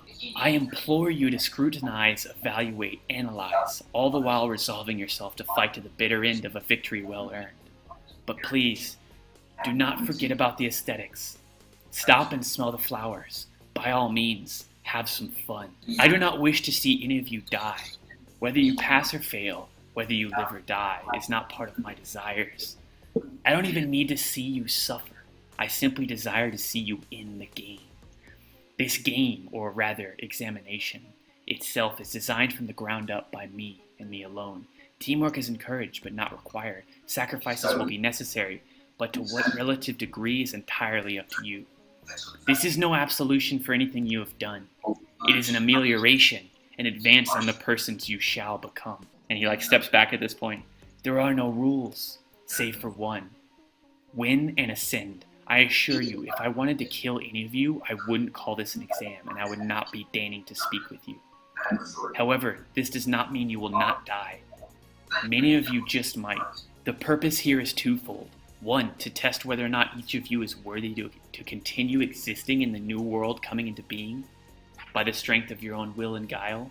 And two, to make sure you see the preciousness of your life, and to dance through this costly existence with deathly, knowing smiles upon your faces. And he leans his head back and laughs at this point. This guttural, watery voice. Ha ha! This shouldn't be too hard, given we know how easily the light can be snuffed out. And then at that point, darkness falls all around you. No spheres, no stars, no illithid. You can't even see your hands if you're to bring them to your face. Okay, so after getting all of that, the light returns. Let's position y'all here. Y'all are like 5 to 10 feet apart. The light returns. Each of you stand about 10 feet apart from one another in a massive room with marble flooring. And across the room, you see a lot. It's a large room, and you see people all around it. So you see this massive room. It's marble flooring. There's people milling about doing various things. If you wanted to key in and see what somebody was doing, you could tell me that you wanted to look at that. But surrounded by walls rising on the far sides of the rooms all the way to the ceiling. The ceiling's very large. It steeples into a steeple. There's chandeliers, which are intricate, and they're all of different designs, lit by candles of diverse lighting, different colors. And all along the walls, you can see there's doors. And in the center, there's this huge cylinder. You can clearly see large cylinder stretching all the way to the ceiling and connecting to the ceiling. And within the ceiling cylinder, you can clearly see is water. And there's small fish swimming around in it. And at the top of it is a clock facing all 4 sides of the cylinder. And the clock shows midnight, and it's not moving. Okay, I want to know what this person's doing. Okay, so this situation right here, you can see. You can roll me a perception to see how well you can. I mean, this isn't that far, but just in general. Not so great at perception. Well, okay. Okay, so you can generally see there's 3 people that are all facing each other right here, and they're kind of like in a Mexican standoff. That's all you can tell. And this looks like a cloaked, smallish figure. This is like a tall, this is a dwarf. This is like a shorter, like stout person. It's like kind of built. And this far one over here is a dragonborn. You can clearly see because that's pretty distinctive. So does this purple thing, does this represent, are we caged? No. That was the area where I wanted to place y'all. That doesn't represent anything. I can delete that. I would like to try to take a step. Can I do that? Yeah, if you were to move, you can move freely. There's nothing inhibiting your movement. And y'all are your backs are to a wall right there. Kind of where that cosmic sliver is just a wall, and there's no cosmic stuff there. All right. What is this person all by themselves doing? I would say another thing that y'all just would notice, if you looked at each other, y'all could roll me a perception, just as you size each other up. Oh yeah, I forgot that we don't. So we're clearly closer to each other than everyone else. And when the illithid was talking to us, were we able to see the other 3? Yeah. So that was the whole point. Is y'all were all 4 in a cross facing each other, 2 adjacent, and then the illithid was in between all of you, and you could all see each other as the illithid spoke. I'd like to perceive Levant. Okay, so you're perceiving. So what you would see, Toon, is as you look at each other, y'all are all. It's kind of obvious. I'd say wouldn't require it. It's not that difficult to see as you kind of all perceive and gather your surroundings and look at each other. All 4 of you are wearing necklaces on the end of which has a pendant that is glowing a certain color. And Toon, you are wearing yours is blue. Levanter, yours is white. And Lapia, yours is green. and Zavi, y'all would see Zavi at this point. You don't know her name, obviously. It's a smallish elfin woman, dark hair, she looks like she's wearing like this dark armor that's almost like smoking, and she has wet hair and there's blood all over her face. And she looks extremely annoyed. And she is wearing a pendant that is glowing like dark gray. Okay. Interesting. What was my color again? Your color is green. I can. Oh. Oh, you're jealous of my pendant. I can tell. Levanter. Yeah, so y'all all see each other. You're facing each other, and then y'all can do anything from there. Okay. Levanter. Oh, go ahead. I look at Zavi and I kind of like saunter up to her. I'm like, "Hey, you're bleeding just like me, Levanter. Nice to meet you." And I kind of like lick my hand and like slick it through my hair as if I'm trying to like fix it, and then my hair just keeps like ruffling, even though there's no breeze. Okay. And he's like, "This dream just got a lot better. Good to meet you." Oh my This god. is the opening salvo. Okay, so. Hey, Marshall, how are you doing that in the chat? Yeah, I don't know how to do that. I don't actually have no idea what you're doing there. I'm the Roll20 master. You do /me/me and then type something. Okay. What I typed is also canon. So Zavi's like you're taller than her. Like Janazi's are like man-sized, right? Yeah, Oh, they're mans? Levanter's like 6'1".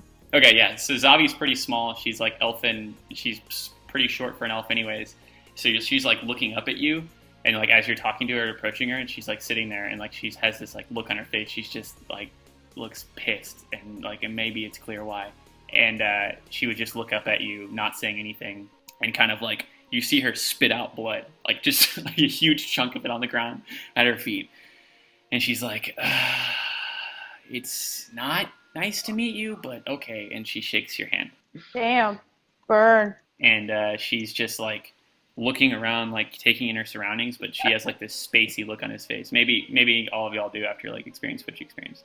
So yeah. I wanna see if I can see anybody have the same color pendant as me. Yep. Okay. So you're just gonna start walking around, approaching people. Yeah, like from a distance, because everybody in here looks kind of spooky. So I'm gonna kind of like, they look like they're just hanging out. So I want to just kind of eye people up as I walk past. Take a lap. Okay. Also, Is this silver-haired dude just gonna like ignore all of us? Is that what we're doing?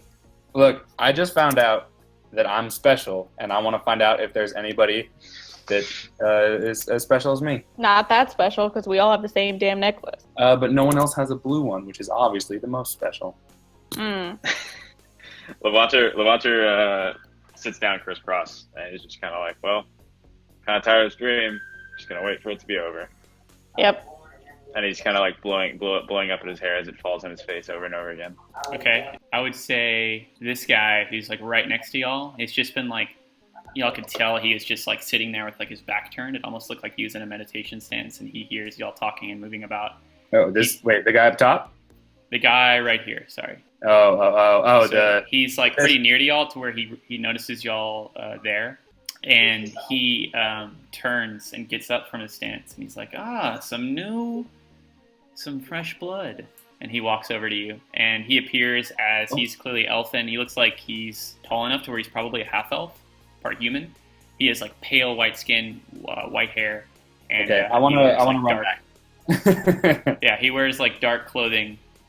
And he sees you on the other side, and he's like, "So, did y'all take a little trip to the dawn of time or some shit?" I would classify it as a big trip, but yes, I believe that that's what happened. You're right about that. My name is Gora.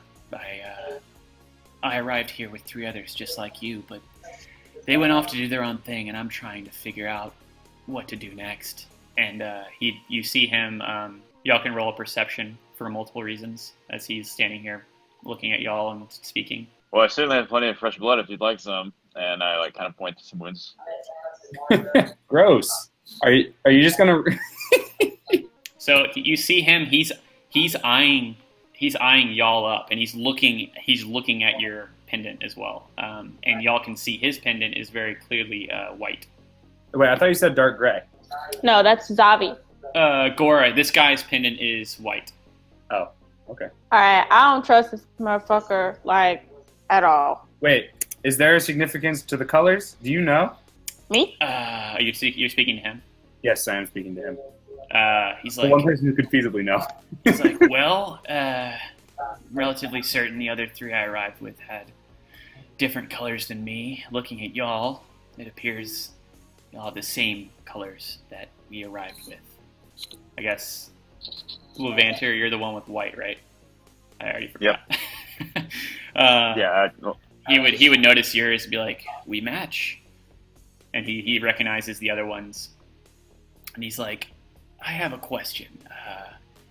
Metharule, have any of you heard of him? And y'all could roll a history to see if you've heard that name before. You could have rolled it earlier whenever you first said it, but that's presumably the name of the Illithid that was speaking to you.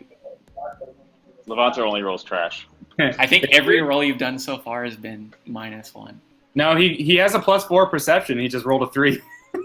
Yeah. Okay, yeah. I had a 21 with my athletics check. I have +3 to athletics. Yeah, and you see Gora kind of like collect himself, and he's like, y'all like kind of shake your head. I mean, I don't know what y'all do. Like based on like him saying this, it prompts you to think about Metharule, and then you not could. good enough. Well, I mean, I'm gonna say that you what he's about to say, you're gonna be able to jive with what you know about Metharule. Oh, okay, gotcha. Unless y'all wanted to take a reaction, he would say, it's like he says it openly. It's like my patron tells me this Metharule figure, he's unlike no other flayer.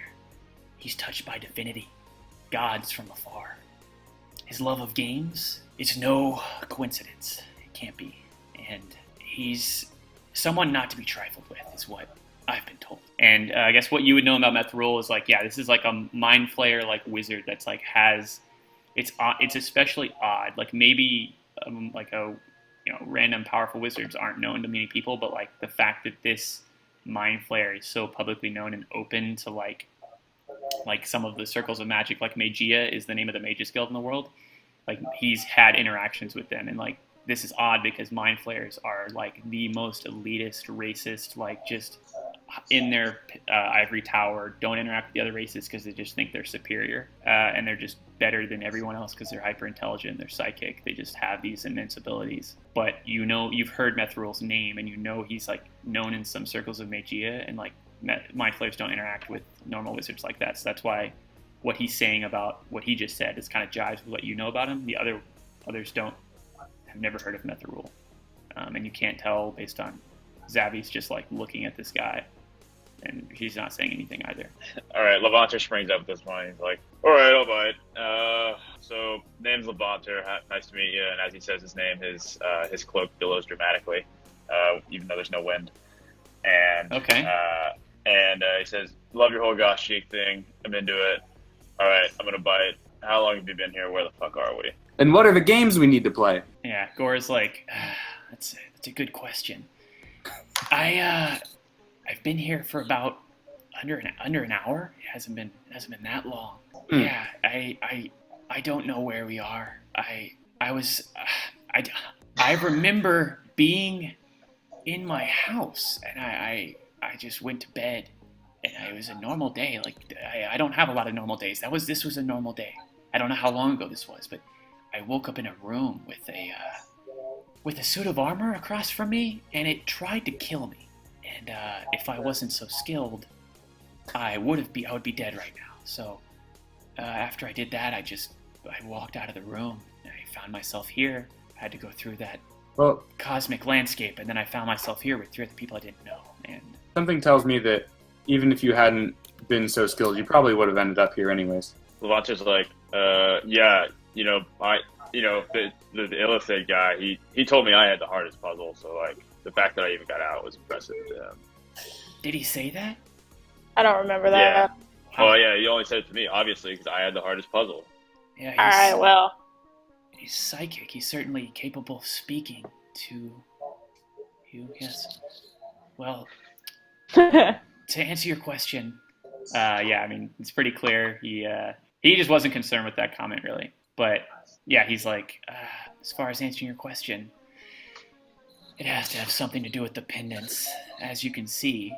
And y'all probably haven't seen this yet because you haven't inspected like the full room, but there's a ton of doors on the edges of the walls, and if you were to look now, you could easily see each door has a glowing light above it, and it's the same 4 colors, kind of alternating, as y'all have on your pennants.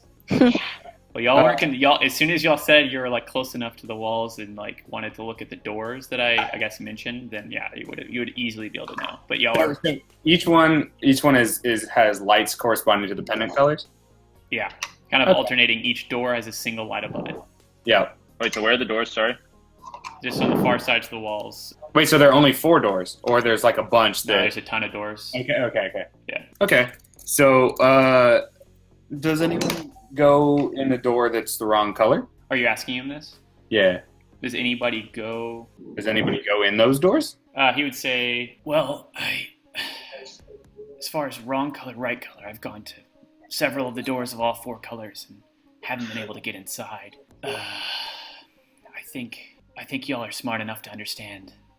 he would make the comment. He'd say, we have to work together somehow. People are of various types and sizes are out all around us, and they're trying to do, and like you would see in the corner, the guy on the far right over here is just casting spells at one of the doors. He's like, as Gore's saying this, you're kind of looking around. This guy is like driving his like huge sword into the sword right in front of him. These 3 are like kind of hotly discussing things, and kind of in the distance you can see other people doing various things, using spells, trying to like do things. None of them seem like effective. I mean, you've only been standing here for a couple minutes, But Gore, you said that your friends left to do their own thing. Where did they go? he's like, well, one of them's over there, and he. So they're all still in here. Yeah, he's like, they're all about us. He like points to the guy over here, and he's like, wants to take. He said he was gonna take the pendant from the same color. I don't know how successful he's gonna be. Everyone here looks pretty, and he like sizes you all up again. He's like, looks pretty competent based on what Methril said. I think we're here for some reason, and it's probably not a good one. All right. Well, that was ominous. So like you said, you're friends. Do you know these people? I mean, like me and Zavi, like we go way back at this point now, right, Zavi? Oh, Yeah. God. He kind of elbows Zavi, and like, but I don't know these other 2.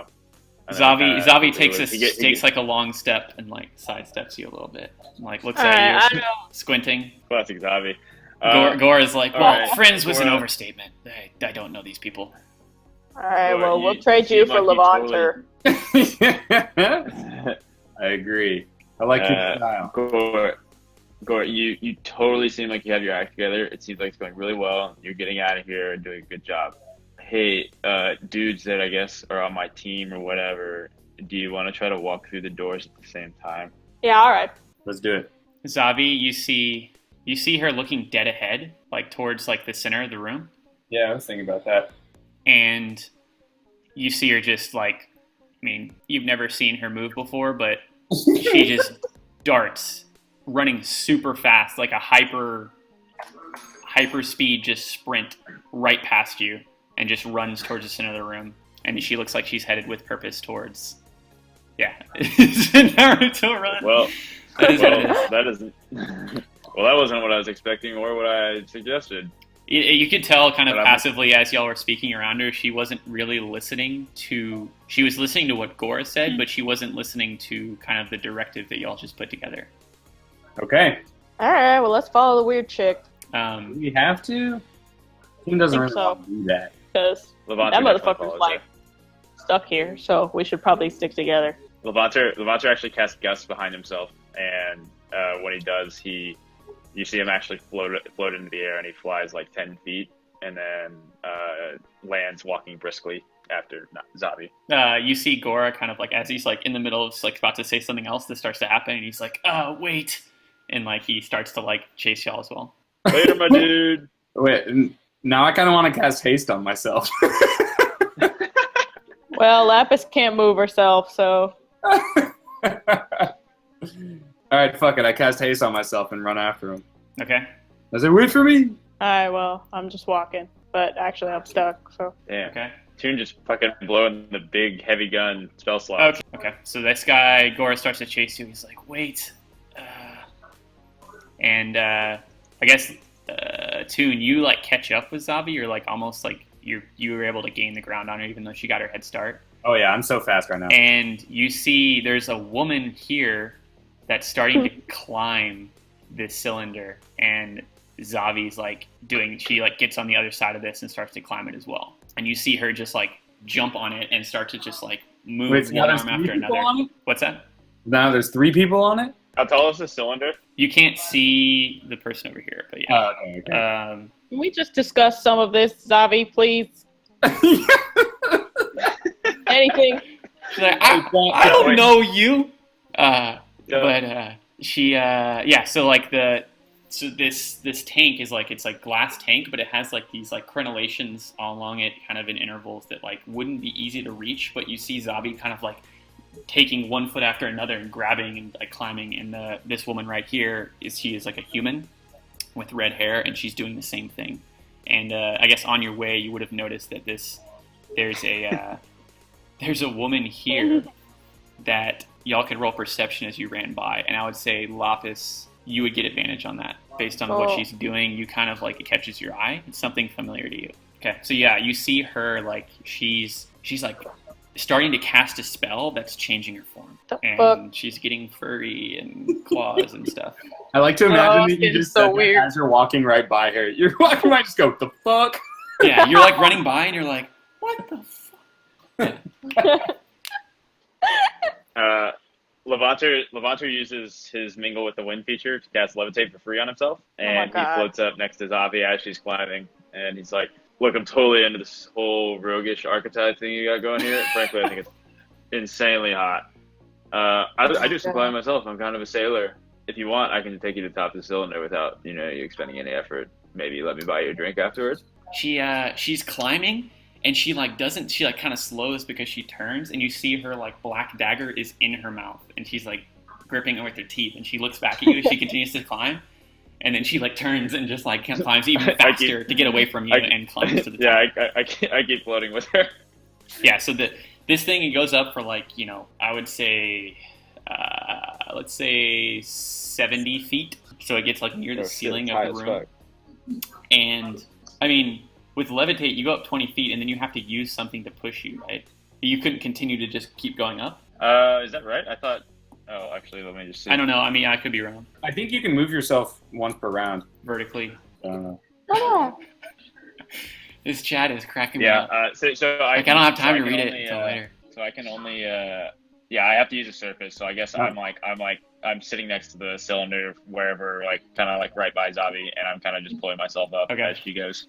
Okay, so she's able to like kind of outrun you because like she's really fast. You can tell maybe this is like something she's just good at, and you're kind of just like. Oh, I'm also like weightless. I'm like weightless. I can push myself really quickly. Yeah. So you're trailing her, but not by much. And then you see her like reach the surface almost at the same time as this other person, and you see you get there a little bit after, and like all three of these people are standing at each other, like looking kind of at one another. Wait. I thought that the thing touched the ceiling. I would say it gets all the way to the ceiling and almost looks like it touches it, and then there's a surface that's like just above like the steepled ceiling, and like there's 4 chandeliers of like varying like dancing lights, multiple colorations like all around, and they all get to the top, and like Levanter, you're like right there. Also, you'd be able to get to the top, and you see this situation, and you could roll me a perception. What do y'all see up there? Oh my god. So, Levanter, you see that all 3 of these people have the grayish, blackish pendant that's glowing. And it looks like, based on that perception roll, you can also tell they all know that, obviously, and they're all eyeing each other, about to make a move. Like, it's like a Mexican standoff. Zabi's holding her dagger in her hand, and she's just I've never heard a Mexican standoff reference used so many much times. in an hour. I'm sorry. How It's like, a fantasy Mexican circle? standoff. What'd you say? How wide is it? Yeah. Like about that wide across 25 feet. Okay. Oh yeah, and this is another thing you would obviously be able to see. Roll me a nature check as you see the fish in this tank. There's fish that are swimming all around in this tank, this cylinder. It's there's- filled with wait. water. So wait, so there's not like a flat surface on this that it like leads into the cylinder, or is it? No, there's a flat surface at the top of this where they're all standing now. Okay, but it's like a fish tank. Yeah, this is just like the top of it. That's just like a dark material that like is like a cap on the tank. And the fish, you know, you have also seen what an aboleth looks like, and these are tiny aboleths. They're like the size of like dogs. Oh my Whereas god. you know an aboleth is like huge. They're like pretty big, and they're like swimming in like schools within this huge aquarium. And also at this height, you would notice, and I guess Toon and Lapis, y'all could both perception checks in general as you like stare at the wider area of the room. But Levanter, you just clearly see this. All along the wall above the doors are murals. So like you've seen paintings, you're primed to see kind of like these large murals. Y'all all saw that on the way in. And above the doors of this huge room are more drawings, murals. And it's of all of the sentient, like, humanoid races. Man, elf, dwarf, orc, gnome, halfling, even goblins, kobolds, and gnolls, the smaller humanoids and others. And then there's dragons and giants and demons and devils and all manner of aberrations, including aboleths. All of it's drawn in detail, and they're all, like, lined up one next to each other. And they're all holding hands, skipping in a field of blue, and the sun peeks over the horizon, and at the group, holding the hand of a human, is an illithid, also known as a mind flare. And like this mural goes all the way around the room on both sides, and it's pretty large, and it's pretty well done, well drawn. Wow. Okay.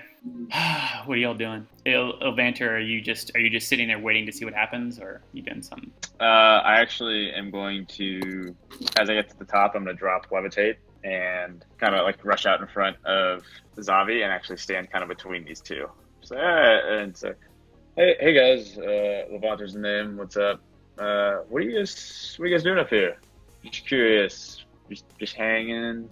This is my friend Zavi. You see, okay, so this is a human woman, and she has like kind of like a low cut shirt on. She has like these, looks like she's like prepared for like battle. She has like leather armor on, and Low cut shirts for battle. yeah, exactly. It's exactly this art. And then and then this other guy over here, like he has his cloak pulled up and he's wearing all black, and he has like kind of like a scarf around his neck. He looks like he doesn't say anything to you, but like as you step up, he's just eyeing you with like almost like deathly intent as you walk in between this situation. And you see Zavi staring between them, looking at both, and then as soon as you finish your sentence, you see this dark cloaked person. He lunges at you and strikes at you with his dagger. Yeah. So I guess I should have said something, but I wanted to have Thunderwave prepared for if they moved. Okay. Jesus Christ! Okay. So a couple of things are going to happen it's almost like, so you can still cast Thunderwave, but you're going to see all these things happen in front of you. As soon as this guy lunges at you to attack, you see, roll me your perception, but you're going to see Zavi and Val move in unison at the same time. I just said her name, but that girl. So yeah, you see them like glance at each other and like glance at like what they're wearing, like their pendants. Like they both see the same color, as you already noticed that. And they both lunge at each other and then immediately like duck into like a similar roll and like lunge at the dark cloaked person. And that happens right in front of you, like bang bang, and then you can take any action. So where is Zavi right next to me? Yeah, so they lunge right next to each other and then roll into, they're all like right here now. Okay. So they're both lunging towards like kind of you, kind of the dark cloaked person. It's all happening at once, and you'd have a split second reaction you could take. Okay. I begin channeling Thunderwave, and as a bonus action, I use Tempestuous Magic to move to fly right here to the edge. Yep. Actually, I don't want to hit Zavi, my girl. Yeah, so I'm gonna go right here. We use Tempestuous Magic to go right here and cast Thunderwave. That's a DC Constitution 15. Okay. So it's a, I guess, 15-foot radius or 10-foot radius? It's a 15-foot cube originating from me, so I guess it would be a 10-foot radius. Okay. So you're wanting to hit them too and not Zavi is basically your idea. Yeah. Okay. I already rolled, and I guess I rolled for all three, but Zavi's not going to eat it. So yeah, you kind of like see them all get into a jumble, and you see, I guess, the last motion before they're hit by this electrical wave sending out from you is Zavi and this other woman, this human woman, both reach towards the pendant around the ninja guy looking neck, and they both like kind of try to grab it, and then they're both like also simultaneously double kicking out with their feet to try to hit him, and then they get blasted, and they both failed. So how far do they move? 10 feet? They get 10 feet, yeah. Okay. So you see the ninja person, the guy, get like completely knocked off the edge, and you see this woman, like you don't really see what like transpires with what they're trying to do. She gets knocked into Zavi. Zavi is gonna roll. I guess the roll I used earlier would be similar. So she's able to like kind of duck out of the way, that their bodies collide, they hit. And then you see this woman fly off the edge as well, as she's like propelled by Zavi's body. Zavi hits the deck, and she's like, "What the fuck?" And that does 12 damage. Yep. Okay. So you see Zavi like on the ground, like with her eyes up. She's like, and she looks at you, and then you see her like she's like prone on all fours. She looks at something in her hand, and then she rolls off the edge and just jumps off the edge, and she's free falling. Okay. When she looks at me, when she looks at me, I wink at her, and then I'm like, "Oh, wait. Yeah, and then you see her. She's like falling, and Lapis, you're like right there. You see like this body coming down, and like right like 10 feet, 5 feet before she hits the ground, you see her just like her speed slows, and she like drops, and like it easily lands in her feet. And you know that like you could roll me an Arcana to see what that was, but she. Well, Toon has feather fall, so she drops almost Toon like a guess that it's feather. She drops like a feather, yeah. And she's still like kind of.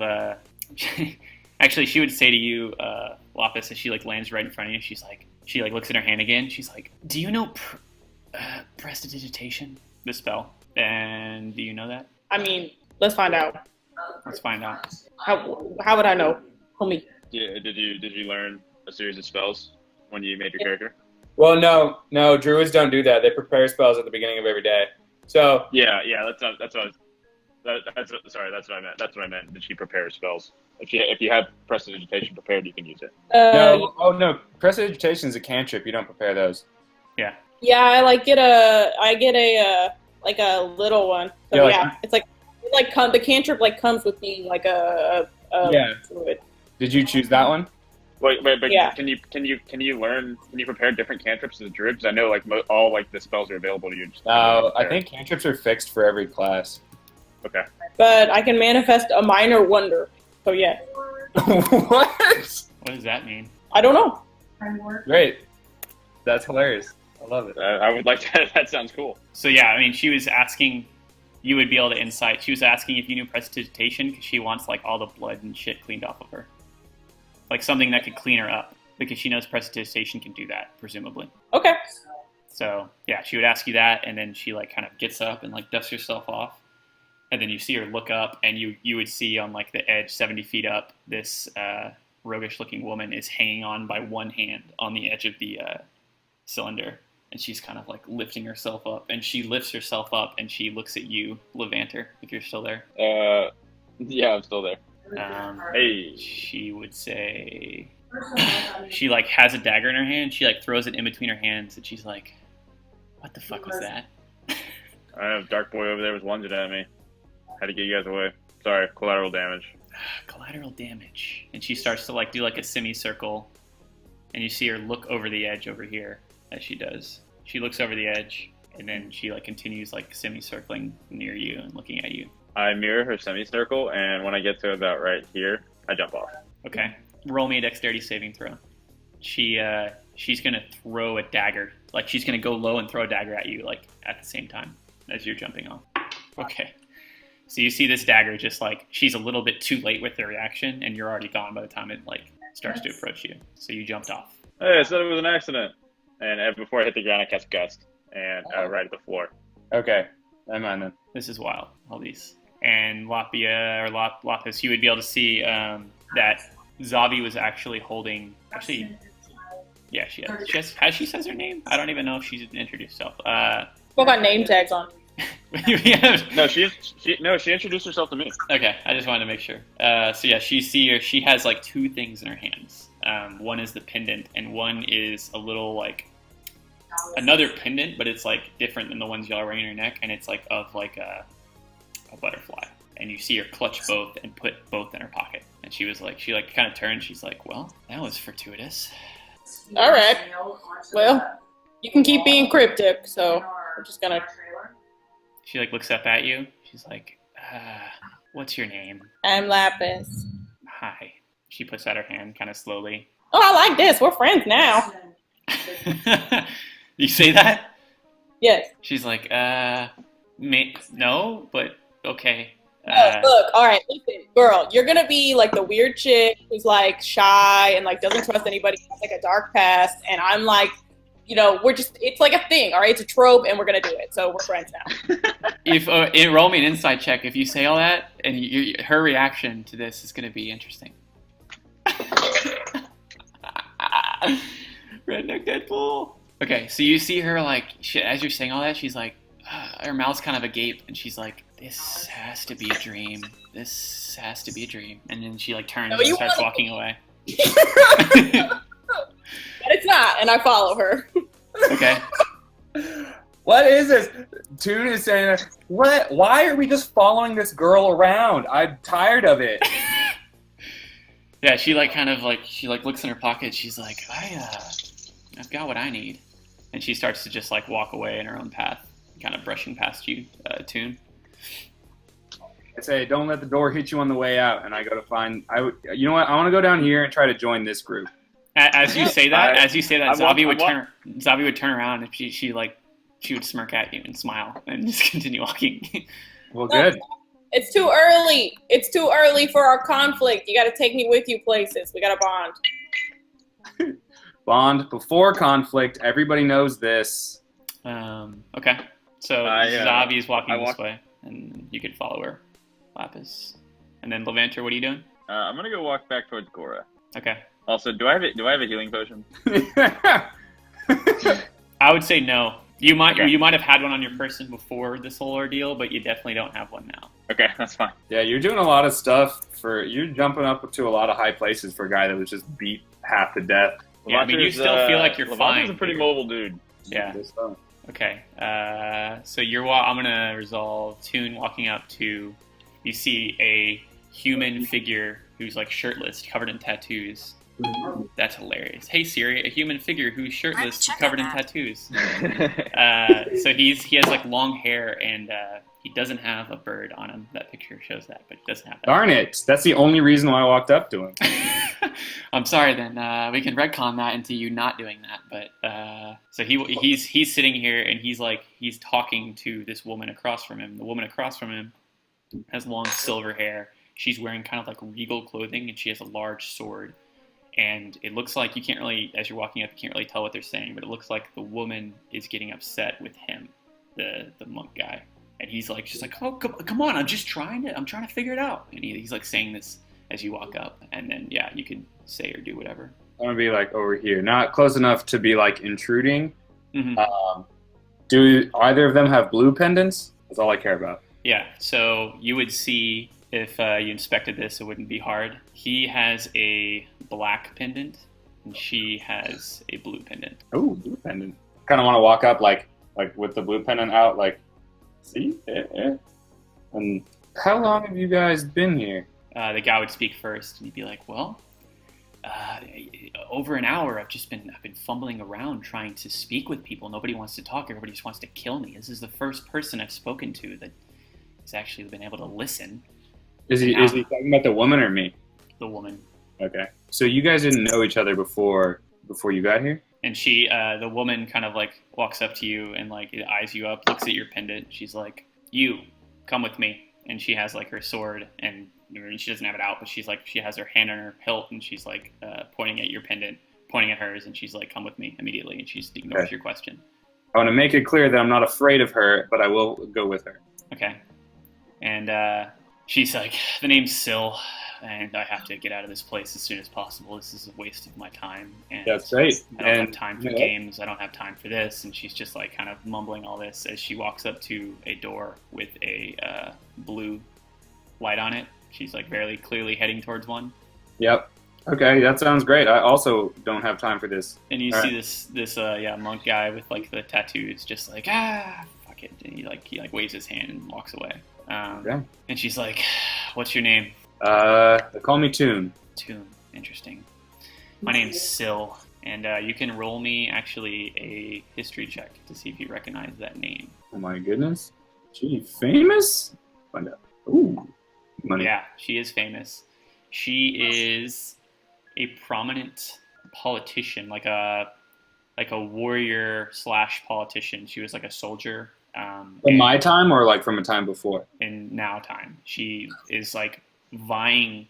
This is something that I would say you would know with that history check. Maybe you keep up with current events and political events, and I guess based on your history, you would be interested in a person like this specifically. So that actually lines up. You know that she's a politician from Neverstar, which is the northern capital, and she is vying for the position of world king / world queen. Depends on like obviously who would win, but there's a political position up for this world leader position, and she is one of the candidates, one of the 5 or so, and she's known as Lady Syl of Neverstar. She said her name was Syl, but like you kind of put it together based on her appearance. Maybe you like understood it at first, but you didn't put it together, and after she says her name, you do. Alrighty.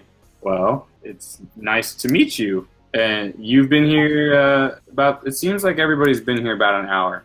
Is that the same for you? Yeah, sounds about right. And she's like walking up to the door, and she's like, it has like a symbol on it, and you could roll me like I guess, intelligence check to know what that symbol is. But she kind of like, it's like kind of pulsing. So Woo!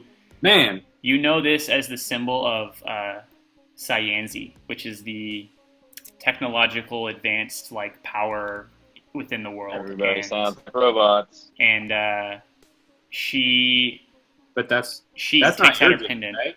What's that? I said that's not her.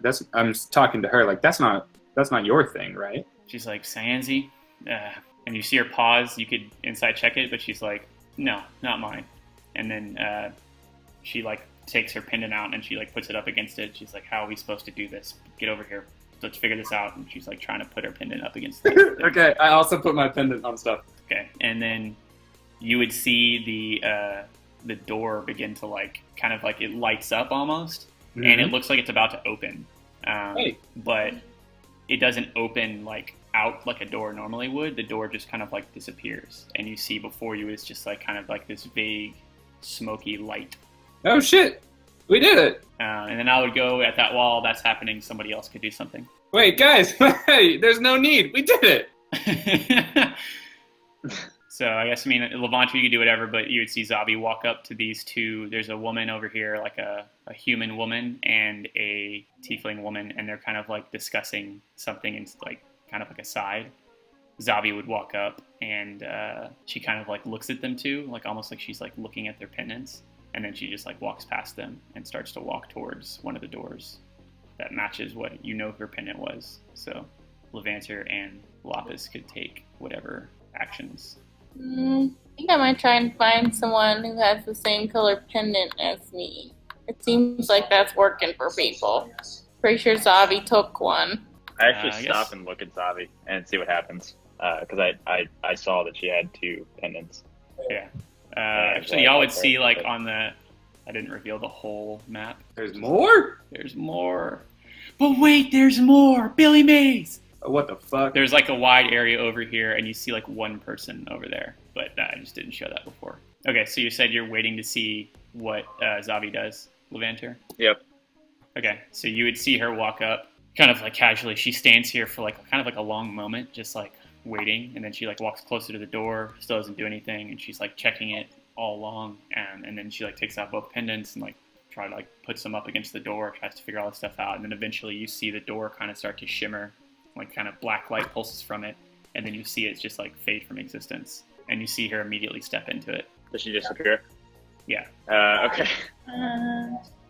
And I guess at this point you would see this, let's call it Chekhov's Mexican standoff, erupt into something as you see this like ranger-ish figure start to like fire arrows at these two people. This what looks like a Dragonborn magic user starts to like cast spells and like they're like attacking each other, and this dwarf like rushes in and starts like swinging his hammer one way and another.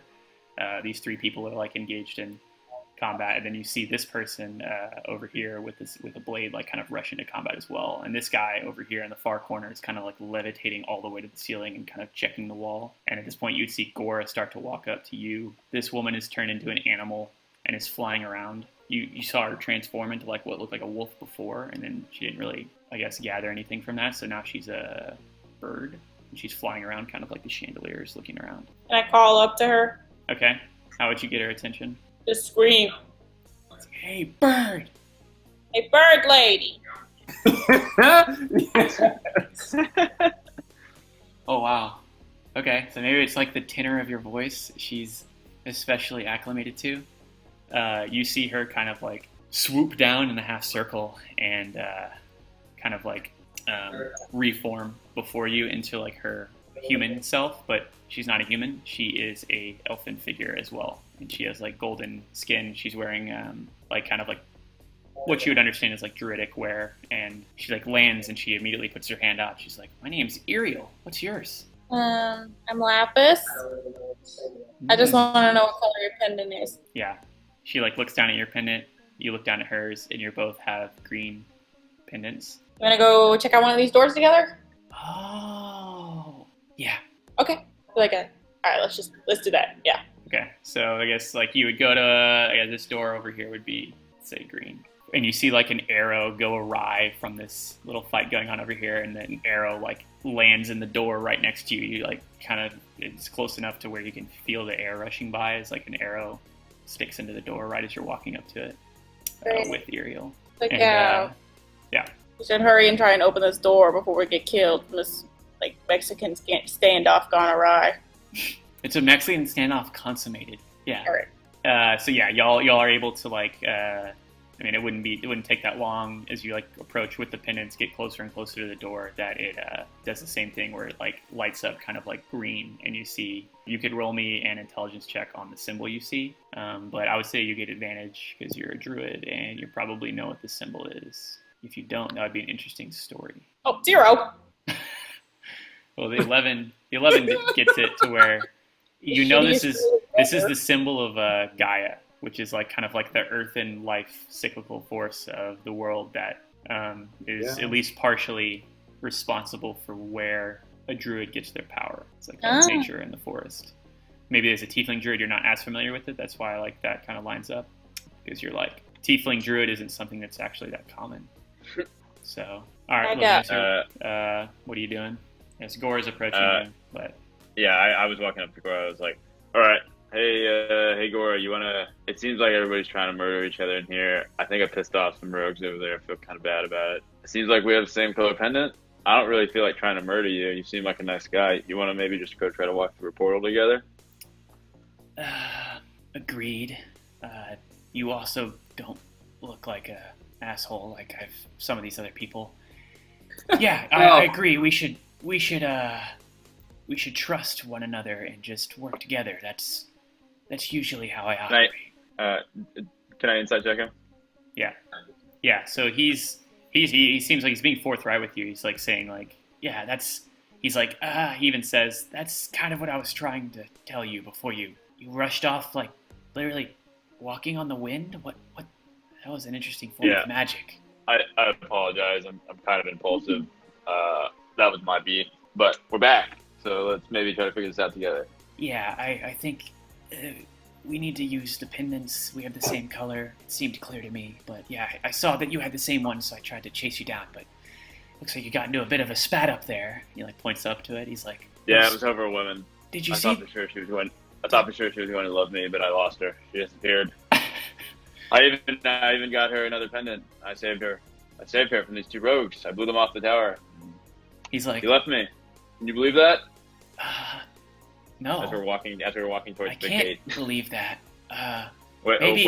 Which direction is the nearest white gate? I'd say over here, next to He's like, okay. Maybe you'll get the I'll chance start walking there with to him. tell her that. The fact that he after you said like you're the one that got her the pendant, he's like, and as he's walking over, he's like, but you got near the cylinder. I inspected that detail earlier. Did you see? He's like, Did you see the tiny aboleths in the tank? I've never seen such a thing. I did. It's like, that's Yeah. impossible. Spent a lot of time on the water and in the water. Never seen one of those. Metherol is someone that's quite fascinating to me, but I find myself fearful of being within his game. And he's just saying this to you as y'all walk over. Oh, you mean Tentacle Man? Yeah, definitely. I'm super not cool with this. If I'm being honest, I'm really, really uncomfortable right now. Agreed. Perhaps. And then as he takes out his pendant, he's like, well, and you have the white one, so you could roll an intelligence to see what the symbol is. But even as you're trying to figure out what it is, you could see if you knew it before. He's like, soulless. He's like, I don't consider myself necessarily apt for this, but okay. And he puts his white pendant up against the symbol of soulless, which you would be able to surmise. That intelligence check, you don't know a lot about it, but you're able to surmise that this is the symbol for soulless.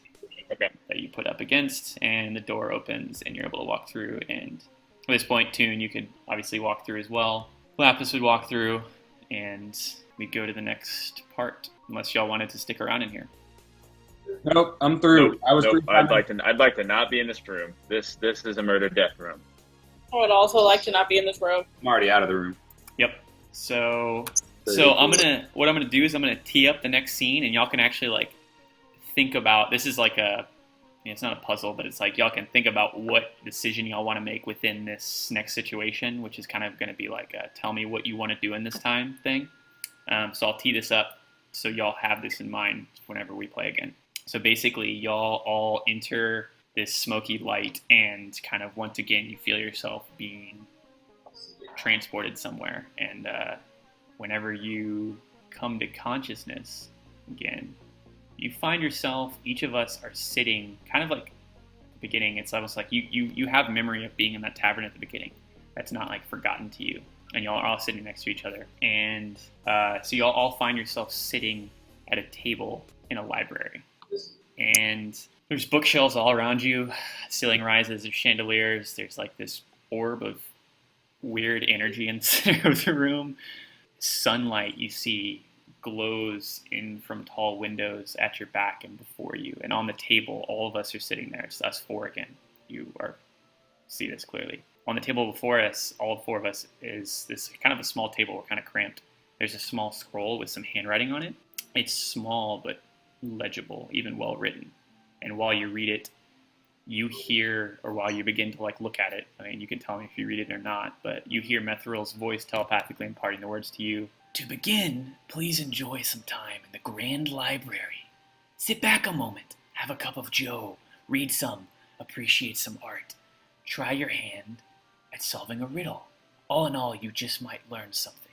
And so y'all are sitting at this table. If you were to read the scroll, he says, try your hand at solving a riddle. All in all, you might learn something. And then the voice just blinks out. You know it's the voice of Methrill. It's pretty clear. And on the words of this scroll lying on the table, it reads, in a certain library, no two books contain the same number of words, and the total number of books is greater than the number of words in the largest book. How many words does one of the books contain, and what is the book about? And kind of as y'all read that, there's another little quote on the bottom of the scroll, which isn't part of the riddle. It's just kind of flavor. And it says, we know of another superstition of that time, that of the man of the book. On some shelf and in some hexagon, men reasoned, there must exist a book which is the formula and perfect compendium of all the rest. Some librarian has gone through it, and he is analogous to a god. In the language of this zone, vestiges of this remote functionary's cult still persist. Many wandered in search of him, capitalized. For a century they have exhausted in vain in most varied areas. How could one locate the venerated and secret hexagon which housed him? Someone proposed a regressive method. To locate book A, consult first book B, which indicates A's position. To locate book B, consult first a book C, and so on to infinity. In adventures such as these, I've squandered and wasted many years. And you see the quote is attributed to someone, but it's kind of scratched out, and blacked out. And I'll post both of these things in full later. But essentially, y'all can roll me intelligence checks or history checks, whatever's higher, to understand what you heard Methrill say the Grand Library, and to know what that is. I'm going to have Zavi roll for the first time in her career. Lapis is going to know that the Grand Library is like this mythical thing that is considered by many to be like the most... It's a library that like doesn't even like exist anywhere that's known. Only certain people have access to it. It's almost like it's not even in the same plane of existence. Some people would say that, it's hard to confirm this, that the Great Library exists in its own plane of existence, but it basically has like everything in it. All knowledge, everything. Whenever you hear Methril saying you're in the Grand Library, and the way he said it, you can kind of attune. It doesn't just mean any Grand Library, Lapis. You would know that would kind of catch you off guard and be like, he can't be telling the truth. But at the same time, based on what you've experienced already, you're like, maybe. So I'm going to roll for her. Your roll. So Zavi's not as familiar with it. She obviously is not of the mystic arts. So essentially, y'all find yourselves in this library. You're left to your own devices. Basically, y'all could do whatever you want for however much time you think you might have in here that's not specified. There's this riddle, there's this other quote, and you're in the library, and you're not restricted in any way. You can get up and walk around, do anything. So essentially, in this time, you can try to solve the riddle, try to read some books, try to explore. And based on what you tell me you're doing in this time, we're going to make some like simple rolls, and then you may or may not get some rewards, whether they're lore or like real shit. So that's kind of how this part is going to be. So that's why I was saying I'll tee this up, and then we can go to bed, and y'all can think about what your characters are going to be doing in this time. But I mean, again, like you went from that room where there's Mexican standoffs and tanks full of Avalus and a big painting of all the intelligent races dancing and a bunch of shit happening, to this pleasant library that looks kind of nice. I guess there's some cobwebs in this picture, but there's definitely not cobwebs in this library. All right, will you paste the text into the group, me? Yep. I will. Nice. Okay, cool. So that's where we're at. This is level 1 of Methrul's thing. Yeah. Sweet. Wow. What a start. There's a lot of stuff going on. Yep. Some wild shit.